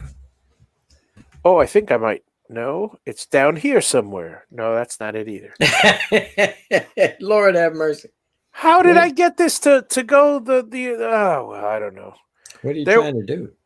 I'm trying to make see Nick had that orange Osage comment. Yeah. I can make it bigger, but I don't know how. I'm looking. Oh, the text itself? Yeah, the text's bigger. Let me see. Edit. Let me see. No, that's not it. Wow. And I just did it the other day. Oh well. What am I bottling? What am I bottling? Botting? Buying. I don't get it. Oh, huh? What am I buying? I thought battling, but because you're Oh, battling battling. with that thing right there. Yeah, I'm battling with the. Yeah, I'm trying to find somewhere. Let me see here. Okay, so we got this. We got these. We got these wonderful things. But I'm looking at my screen and I am seeing different options on the screen. So let me go. I'll go to the. Let me see if on the top. Nope, that's not it either. Okay, so if I go to. Well, click on Glenn's comment and see if it makes it bigger because there's not that much, not that many words. Oh, you know what it might be? Oh, I think I know. I Or think is I there a know. view thing on Wait, there? wait. Brand. Here it is. Brand. Minimal default. There. I think that's it. That might have done it. Let me go back to the comments and see. Yeah, that's better. That's better, bigger. Yeah, I mean, I take it off when I have a lot of guests and stuff, but I mean during the week. Now I know where it is. It's the theme. Okay, I'll try to remember that because you'll forget it again. I'll forget it again. Makes a thorny edge if you plant them close together, a natural fence. Yeah, Osage orange. Oddly enough, you know what my grandfather used to use is are you familiar with gumbo limbo trees? Well, it's the funniest thing, but gumbo limbos, you can plant them from just a stick. And I know this for a fact because I have 3 trees, and if you've ever seen my front yard, there are 3 trees in the swale which are huge. And I've only owned the house for 20 years, about or thereabouts. So I planted them like 3 years in. So those trees are only like 17 years old, and they are monstrous. They started off. You're gonna love this. I went on, and I think I told this story before. I got my best friend Jim. I went over to his place. I was giving him a hand. He was trimming one of his trees.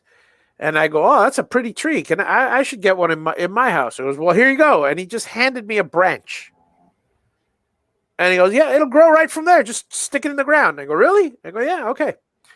I took 3 angle irons, just angled, from an old gorilla shelf that I used to have. I shoved them into the ground. I planted the 3 sticks. For 4 months, I kid you not, 4 months. And my neighbor at the time, Steve, my friend neighbor, he moved. My neighbor Steve it was the joke of the neighborhood. Hey, how are your sticks? Hey, how are your sticks? Hey, how are your sticks? I just left them there because I was lazy. I go, you know what? I'm not taking them out. I'm just leaving them there. I'm hope. I have hope. I got to tell you. And every time I go by the sticks, the bark was still green. The bark was a little greenish, it had mostly light brown, but it was green, So I left it. I kid you not, practically from 1 week to the next, those trees just sprouted. They started growing. After 4 months of sitting as what looked like dried sticks. I think I planted them in the dry season in winter. So they just laid there. They lost all their leaves that they had because they were branches. Mm-hmm. And in fact, I took one branch and I chopped it into 3 branches. So they were just 3 twigs, not more than 3 foot high. And sure enough, those things, my grandfather, or rather my father told me a story about my grandfather. My grandfather passed away. He told me a story that in Cuba, your grandfather and many others used to make fences out of those sticks because they were plentiful and they'd grow like crazy. And you wouldn't have to do much because you'd grow them and then they'd grow leaves all over them and then it'd be a living fence. And it was hell because you'd had to chop them. You have to trim the fences because they were living fences. But I mean, intertwined, they'd use the sticks. Yeah. And make fences out of them and tie them together, and then the sticks would just grow leaves. And it was the funniest thing in the world. So that reminded me of them. Osage Orange.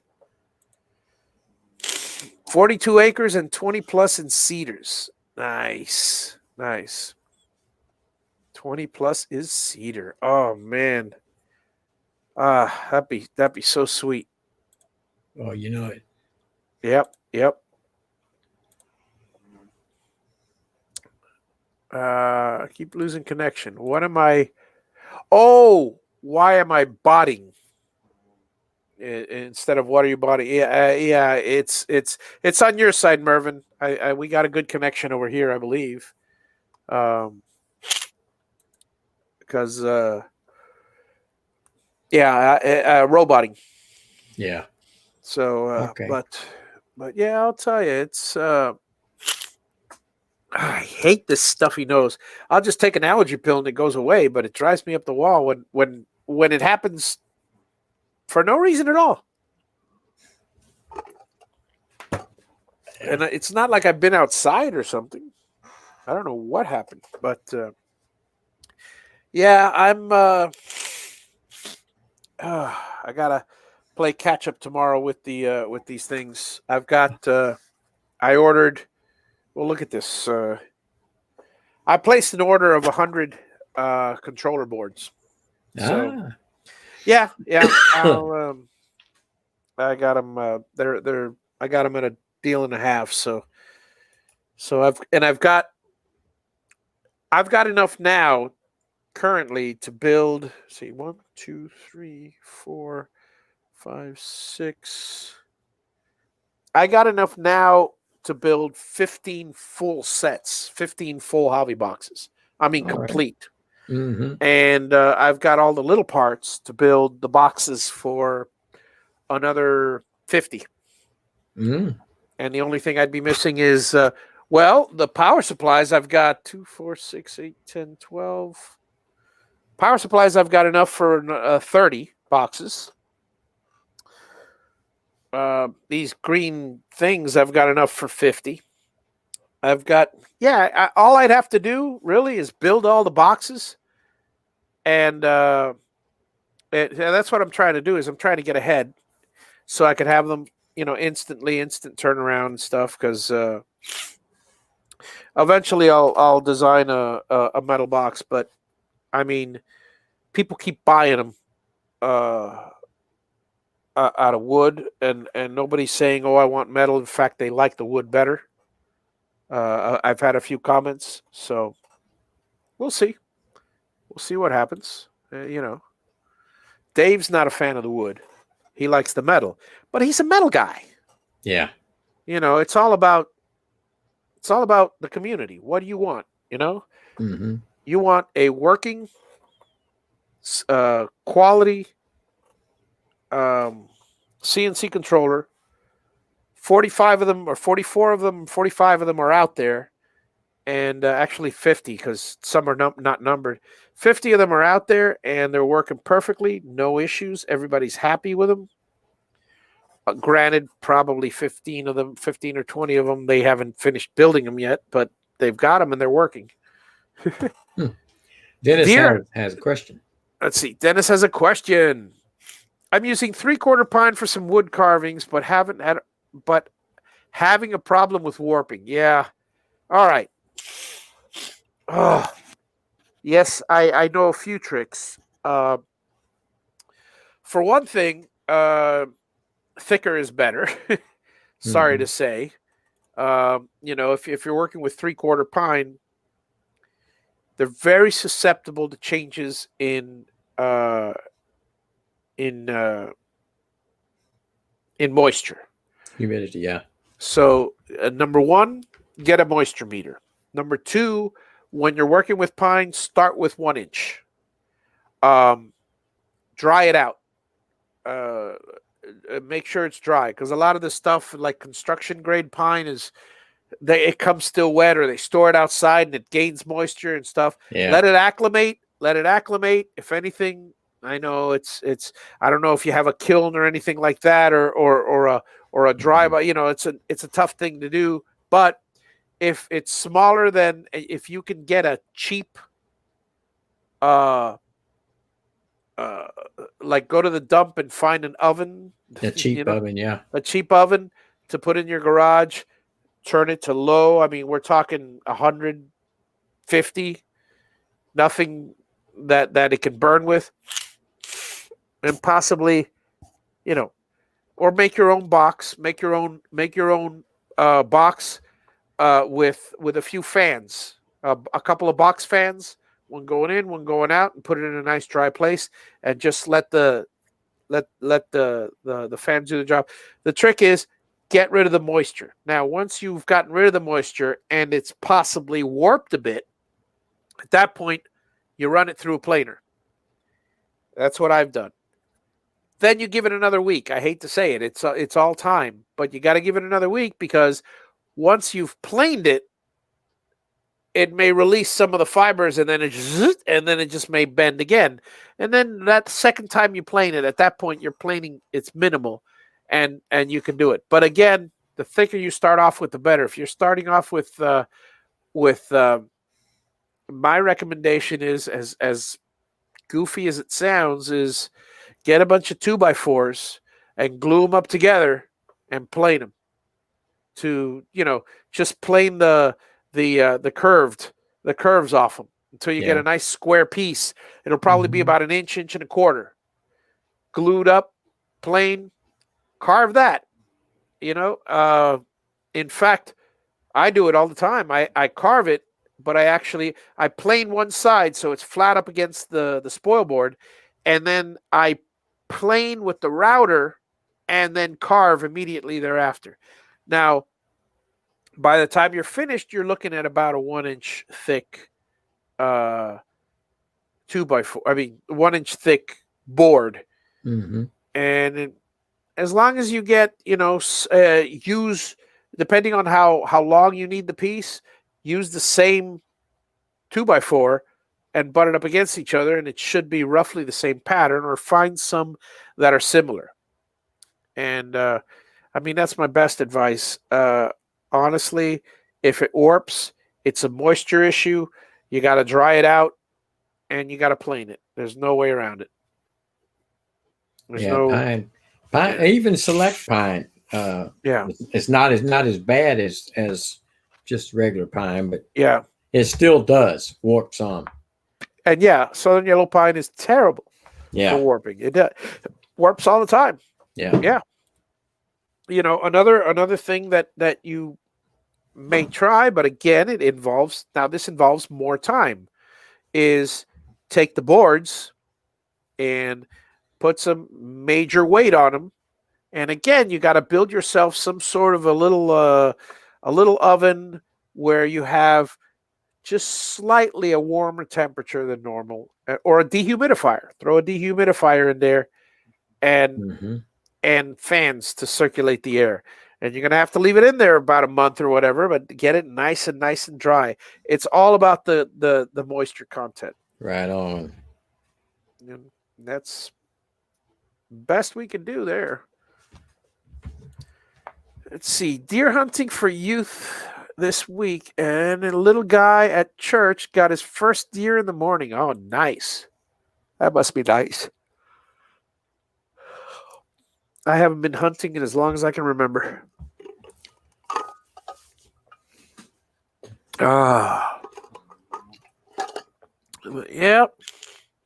I'll give it another 5 minutes before I call it a night tonight. We'll see how those numbers pan out tomorrow. Those 300 something viewers. That's funny. That's funny. Well, that's some good views. Yeah. Yeah, and if the guys, I mean, if I'm gonna unblock that guy, so we'll see if he comes back. I don't know. I mean, I don't know if it's a good or bad thing, but that was just weird. Yeah. Well, Dennis is saying it's hard to stay competitive with prices when you have to do a lot of prep work with your wood. Well, that's the point, Dennis. You can't. I don't think you could charge for that. It's what I've always said. It's what I've always said is you either have to spend the money in the wood, and then that way you can't use cheap wood. You got to go and buy some decent wood like oak or something like that, and charge a little bit more. But then again, like you said, you can't remain competitive. But the price is the price.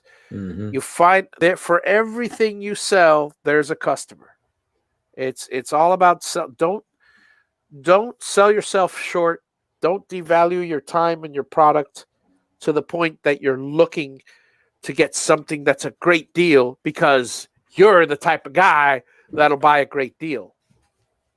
Look, I'm the type of guy, we were talking about this all throughout the show.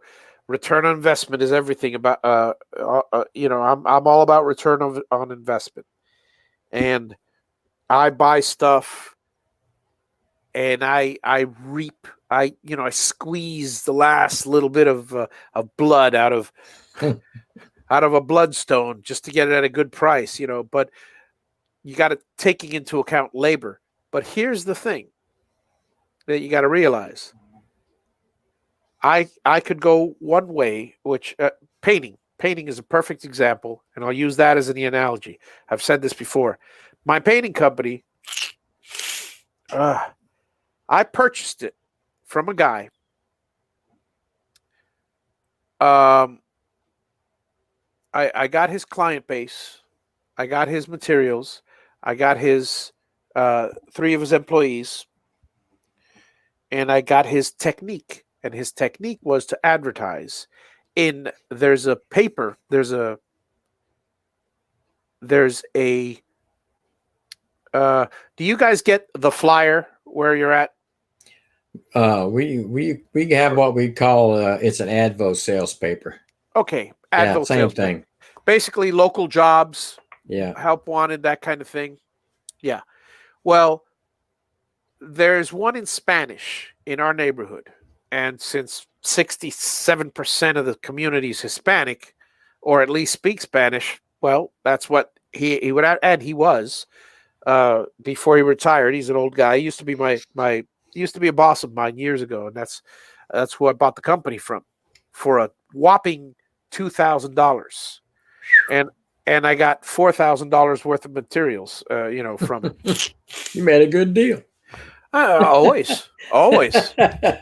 Now the client base, worthless. Why? I mean, he had a good client base, and he would refer everybody, but everybody he referred to me didn't want to do business with me for two reasons. Number one, I wasn't him, and I hadn't built that reputation yet.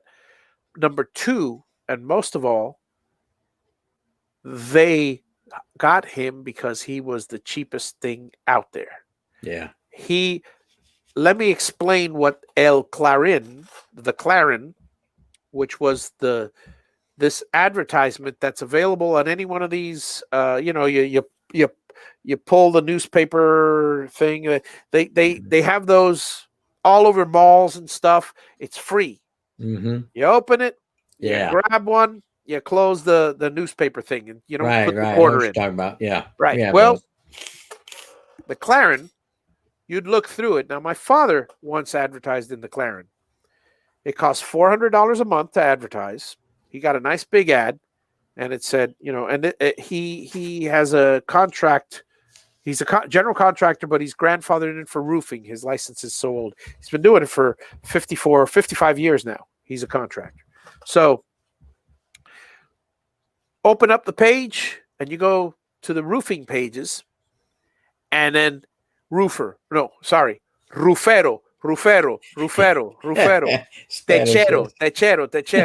Techo is roof, techero is roofer, literal translation. And then there's roofero, which is a total Spanglish word, which we do a lot here. It's like bistec. Bistec is beefsteak. But everybody in Miami, if you want a thin flank steak, you order bistec. Anyway, so you will see about 5 pages where it says techero number, roofer number, roofero number, columns, 4, 5, 6 columns, whatever it is, of numbers. When I was doing takeoffs for my dad years ago, and he would give me a huge list, and I would have a little mapping software. This is the beginning days of GPS. That's how long ago it was. And I would go around and map. In fact, I think it was pre-GPS. I had to find the coordinate. Well, anyways, I'd go around to every one of these places. I would do takeoffs. I would do measurements for him. He would do for insurance reasons, and for that he'd do free estimates. And out of every 20 or 30 or 40 free estimates, he'd get a job. So we did a lot of estimates. I was doing 50 measurements a day, 50 houses a day of measurements. And when I got to the place, there was a line of roofers doing the same thing I'm doing. Going to see the lady, talk to her and stuff. And me, I just wanted to get up and measure the thing, and and I'm done. Well, and my dad knew the score. It was a numbers game. The painter that owned the business before I did is the same thing. He would give quote after quote after quote, and these people would choose the lowest quote, or somebody, or you get a feeling of a guy. Oh yeah, it's paying a little more, but this guy is worth it. That's not the way I started my business. My business, and this goes back to your question, or to your comment. My business was started in the heart of one of the most expensive areas. Painter's cap, white pants, white jeans, white shoes. All my guys are dressed the same. With I owned a promotional products company, so I embroidered shirts and stuff. I mean, I got them for $2-3 a piece, so they were practically throwaway. They'd show up in the clean shirt, but then they'd change into their change. Most of the guys kept a clean shirt. I mean, it doesn't. When you're a good painter, you make the occasional mistake, but you're pretty clean most of the time. There's a few little drips. Anyway, high end. Yeah. High end looking, high end quality, high end professional, brush with greatness. Mhm. I worked a lot on the logo. It's a fantastic logo. Stuffiness. So the point is, my target clients were people of means who valued quality, and their time is such that they operated by referral. Oh, this guy says you did a great job, Mhm. and everything with me was referrals, and it was friends of friends and old painters. And the more I was in business, the more people recommended to me. And I was in business. I am in business long enough where I'm doing uh, homes that I've painted probably 3-4 times. Wow. And that's only in a span of 10 years. Mhm. So I mean, they change their minds quite often. Anyway, um, high end. And Yeah. I was saying this earlier, Dennis, you weren't here, but I was mentioning earlier that a house that, let's say, a 2,400 square foot house or 2,000 square foot house, I'd charge maybe anywhere between, an average person would charge $1,800 to paint it, 1,800 to 2,500 for the exterior. That same house in Coral Gables, my prices would run anywhere between $6,000 to $12,000. Okay. Now, I make sure that that house is pristine. Mhm. That includes any fascia work that has to be done.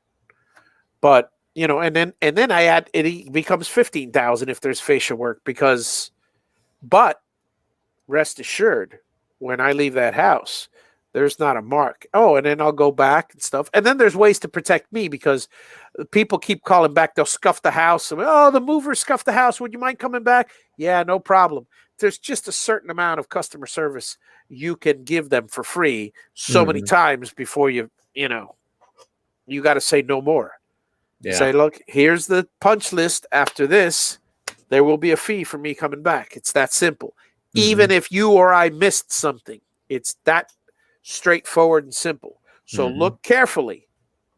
I guarantee I guarantee the quality. I don't guarantee I got everything. I don't say that either. But so bottom line is, my clients pay more. And going back to what you're saying, it's very difficult to be competitive, but you don't want to be competitive. A hobby box, perfect example. I'm not going to be competitive because, well, first of all, it's not a business, so I don't care. I'm already competitive, but I'm known in the community. People are buying my box for ease of use. They're buying it for $2 or $3 more or less from somebody else selling the same thing, the same exact thing, no matter how they want to fluff it up with, oh, it's professional, or it's this, or it Mhm. uses this. Look, I listen and I hear a bunch of people, whether they're talking Gerbil, whether they're talking Linux, whether they're Mhm. talking Mach 3, whether they're talking 556 controllers or 843 or TB6600s. Mhm. It's all sales. It's all, look, I will clean out all the clean out the lint from everybody's ears and tell you I sell a functioning box that does what it's supposed to do for a long time, and they all do the same thing. Others will argue, no, there's better quality. It's the Xylotex. Hmm. Perfect example. A Xylotex box. Ask how many people out there have a Xylotex box that's now defunct, like Mhm. this gentleman here, like myself here, that still works. And it's a box which I would not build today because it's TB6600s. I'll tell you right now, it's lower quality components that I use, Mhm. and yet it does the same thing and it's functioning. I've had mine for 4 years working now. So while I will not build, while I will not choose to build that because my Mhm. reputation's on the line for my box, there's nothing wrong with it. And the Mhm. same thing could be said for my box when you say, "Oh, but you can't run this on it. You can't run." Well, number one, for a hobby box, I wouldn't want to run more. In fact, the motors that I'm running are overkill for any Gatton. Any 4x4 could run on 269-ounce motors if built properly. Anything larger, 425 is overkill for it. So bottom line is, I made sure you got what and it's all about the quality. Going back to the woodworking again. If you sell quality or if you put your time into it, sell it for what it's worth.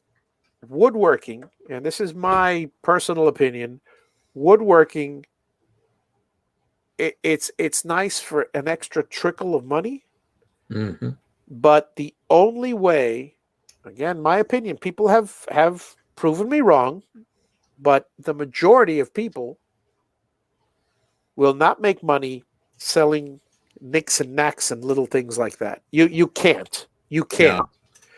It's all about the customization, but you have to sell to the right clientele.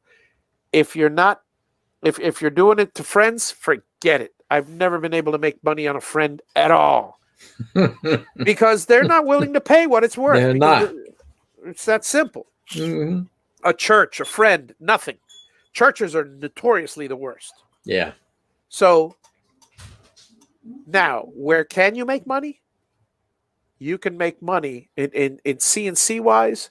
There's two places that you can make money if that's what you choose to do with it. Number one is build furniture, build higher end furniture, and you're looking at stuff that sells for anywhere between $6,000 and $15,000 Yes.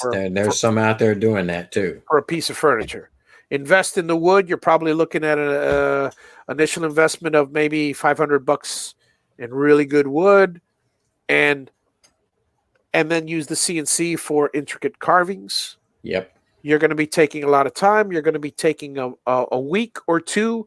It's a labor of love, but in the end, you build one of these, you put it up for sale, and you go, "Holy crap!" I mean, you get the right person, but it's got to look perfect and pristine. I know some that do that. Yes. And yeah, And Harju is a perfect example. Daniel they look Harju, outstanding. they look incredible. He builds beds Mhm. for this friend we know for $8,000 to $15,000 each. Mhm. And he's got a backlog of them because he's got the reputation already. The second way to build to make money with a CNC is to build a piece that's repetitive and you're going to be selling tons of them. Like, let's say you build a simple rustic or shabby chic or whatever you want to call it piece, throw it on Etsy for $60 and just and build tons of them and sell them cheap. It's a lot of work. It's not worth it. It really isn't worth it. I mean, but because the CNC is a repetitive process, you can just crank one out, crank one out, crank one out, and that way. Yeah. Other than that, look again. My best advice is look for the client. You got to aim for the client. Just so many people have said, "Oh, there's a need for this, and I'm going to fill that need," and then they fill that need, and then they don't have any customers because there's a need for you, maybe, but if there is a need for this, 99% of the time, somebody would have filled that need. Yeah. It's that simple. 99% of the time, somebody would have filled that need. Perfect example is the Javi boxes. I say, ever since the Xylotex, there is a need for for that. And to a certain degree, it's kind of true. But a need and a money-making opportunity are two completely different things. There is a need for someone, myself or others, to build a machine for those who have difficulty with electronics, to make it easy on them. Yes. Will that make money? The need is not big enough to sell thousands. There is no way I could possibly build a business out of this. No one has. No one has. I mean, look at Avid. Avid builds a controller. They're selling it for double the price. Right.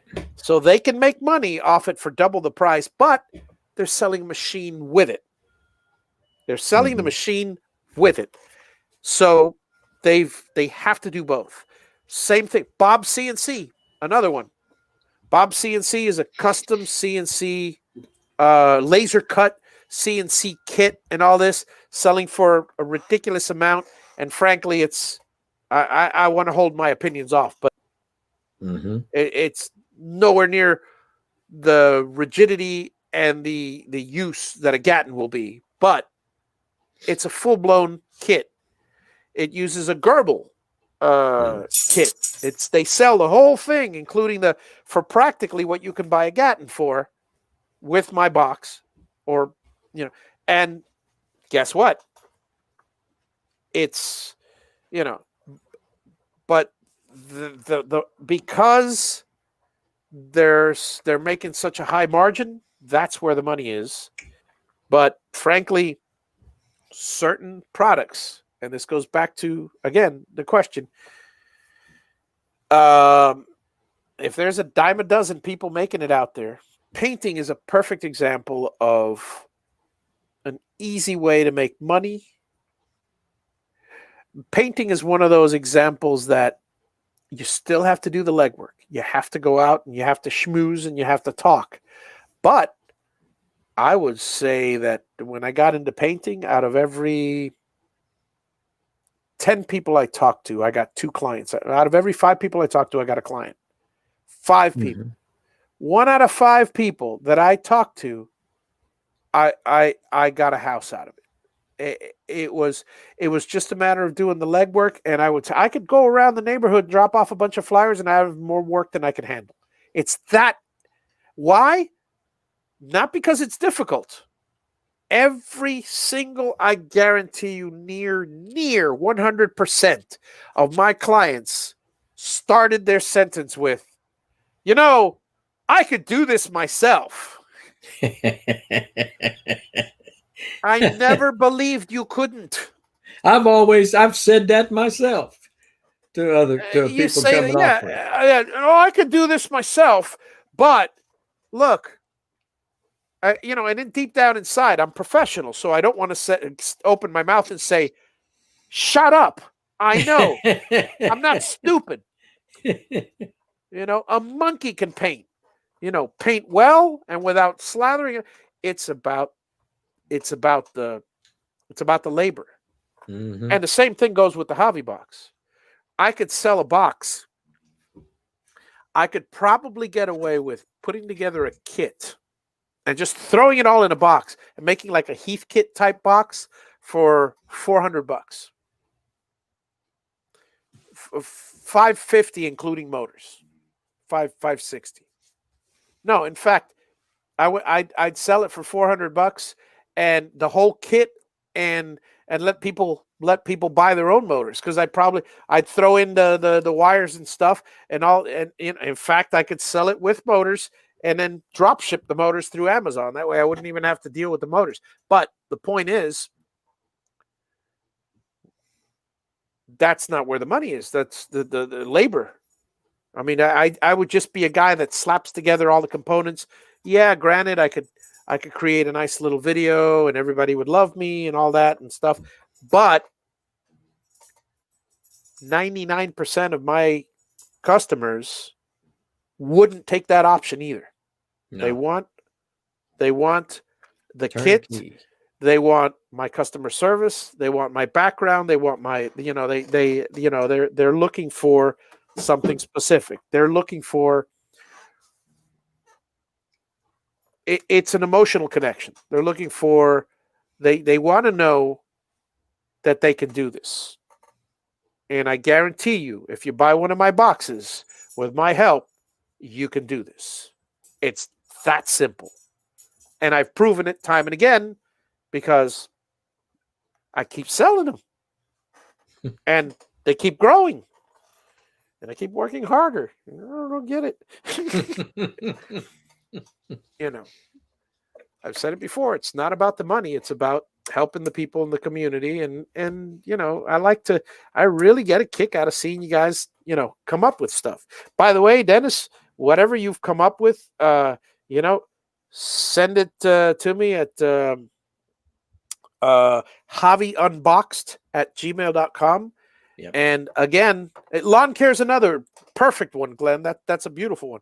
Okay, so send it to Javi Unboxed Pictures and perhaps some stories at gmail.com. Even pictures of your machine and stuff like that. Now, my next show and tell, which will be in a I don't know, month or so, month and a half, I'll make another show and tell. And the last one went pretty well. It was pretty nice. It was last week and Saturday. Yesterday. Holy Yesterday, cow. buddy. Yeah. Martel, you're retired. Well, no, the thing is, I do so much during the day.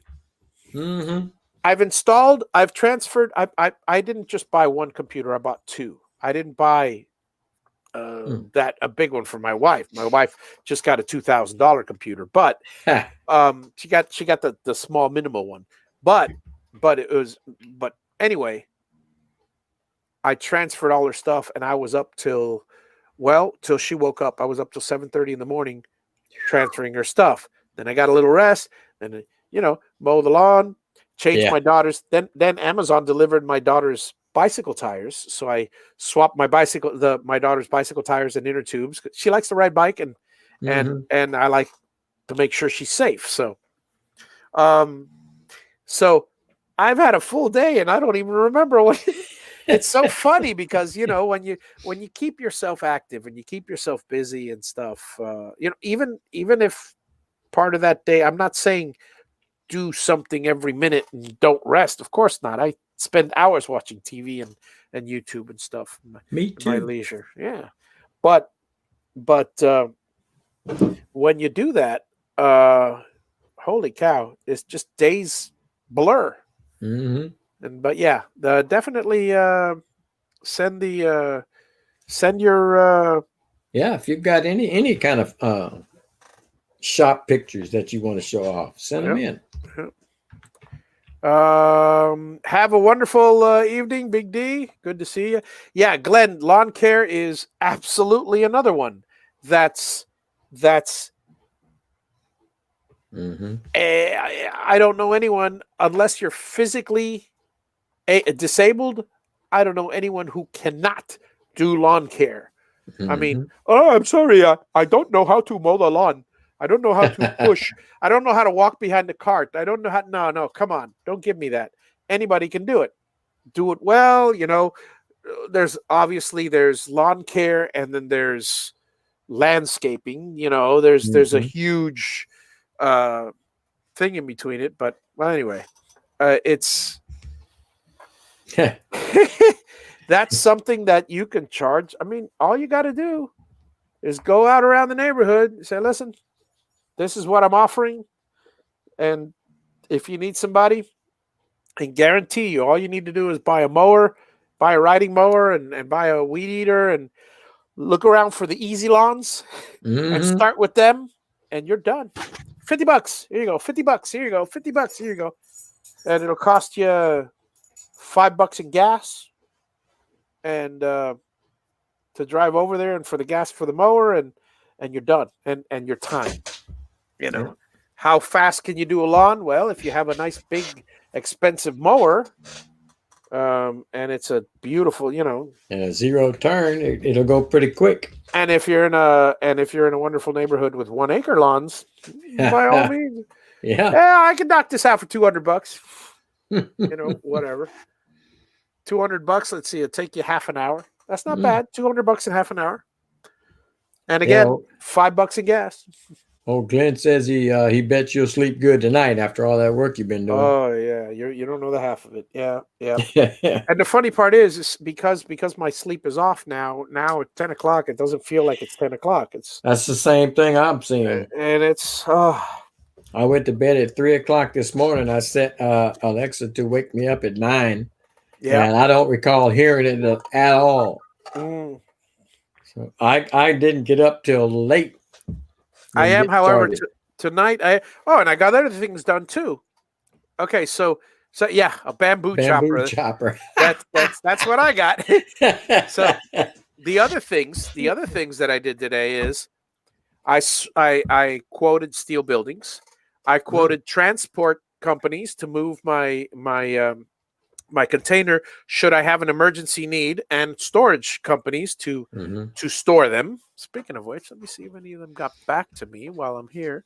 And let's see what else. Wrote a few emails, paid some bills. Yeah, the bills are automatic, but I just checked to make sure they were liquidated. And let's see. Let's see. Did anybody call me back? And wow, I got a lot of emails. Nope, nobody. Let's see. A new comment on show and tell projects. Oh, okay. Let's see what that comment says. I need boyfriend. Kiss, kiss, kiss, kiss, kiss. Oh, Lord. Well, by all means. I hope you get one, but you're not getting it here. Reese Elliott. I've never heard that name before. No, Reese Elliott needs a boyfriend. Kiss, kiss, kiss, kiss, kiss. Mm. Wow. It's she's got 32 subscribers, and she's one of those girls that have a whole bunch of subscriber for live sex clips. It's just sad. It's sad. It's truly Ridiculous. sad. The crap that goes on there, let's see. Oh yeah. Go to my YouTube studio while I'm out here, guys, and let me knock this off. So any other questions out there while we're anybody looking for a chatting away? 936 30-second socket? I just found one. Let's see. Very happy. Love. Okay. This would be report, I guess.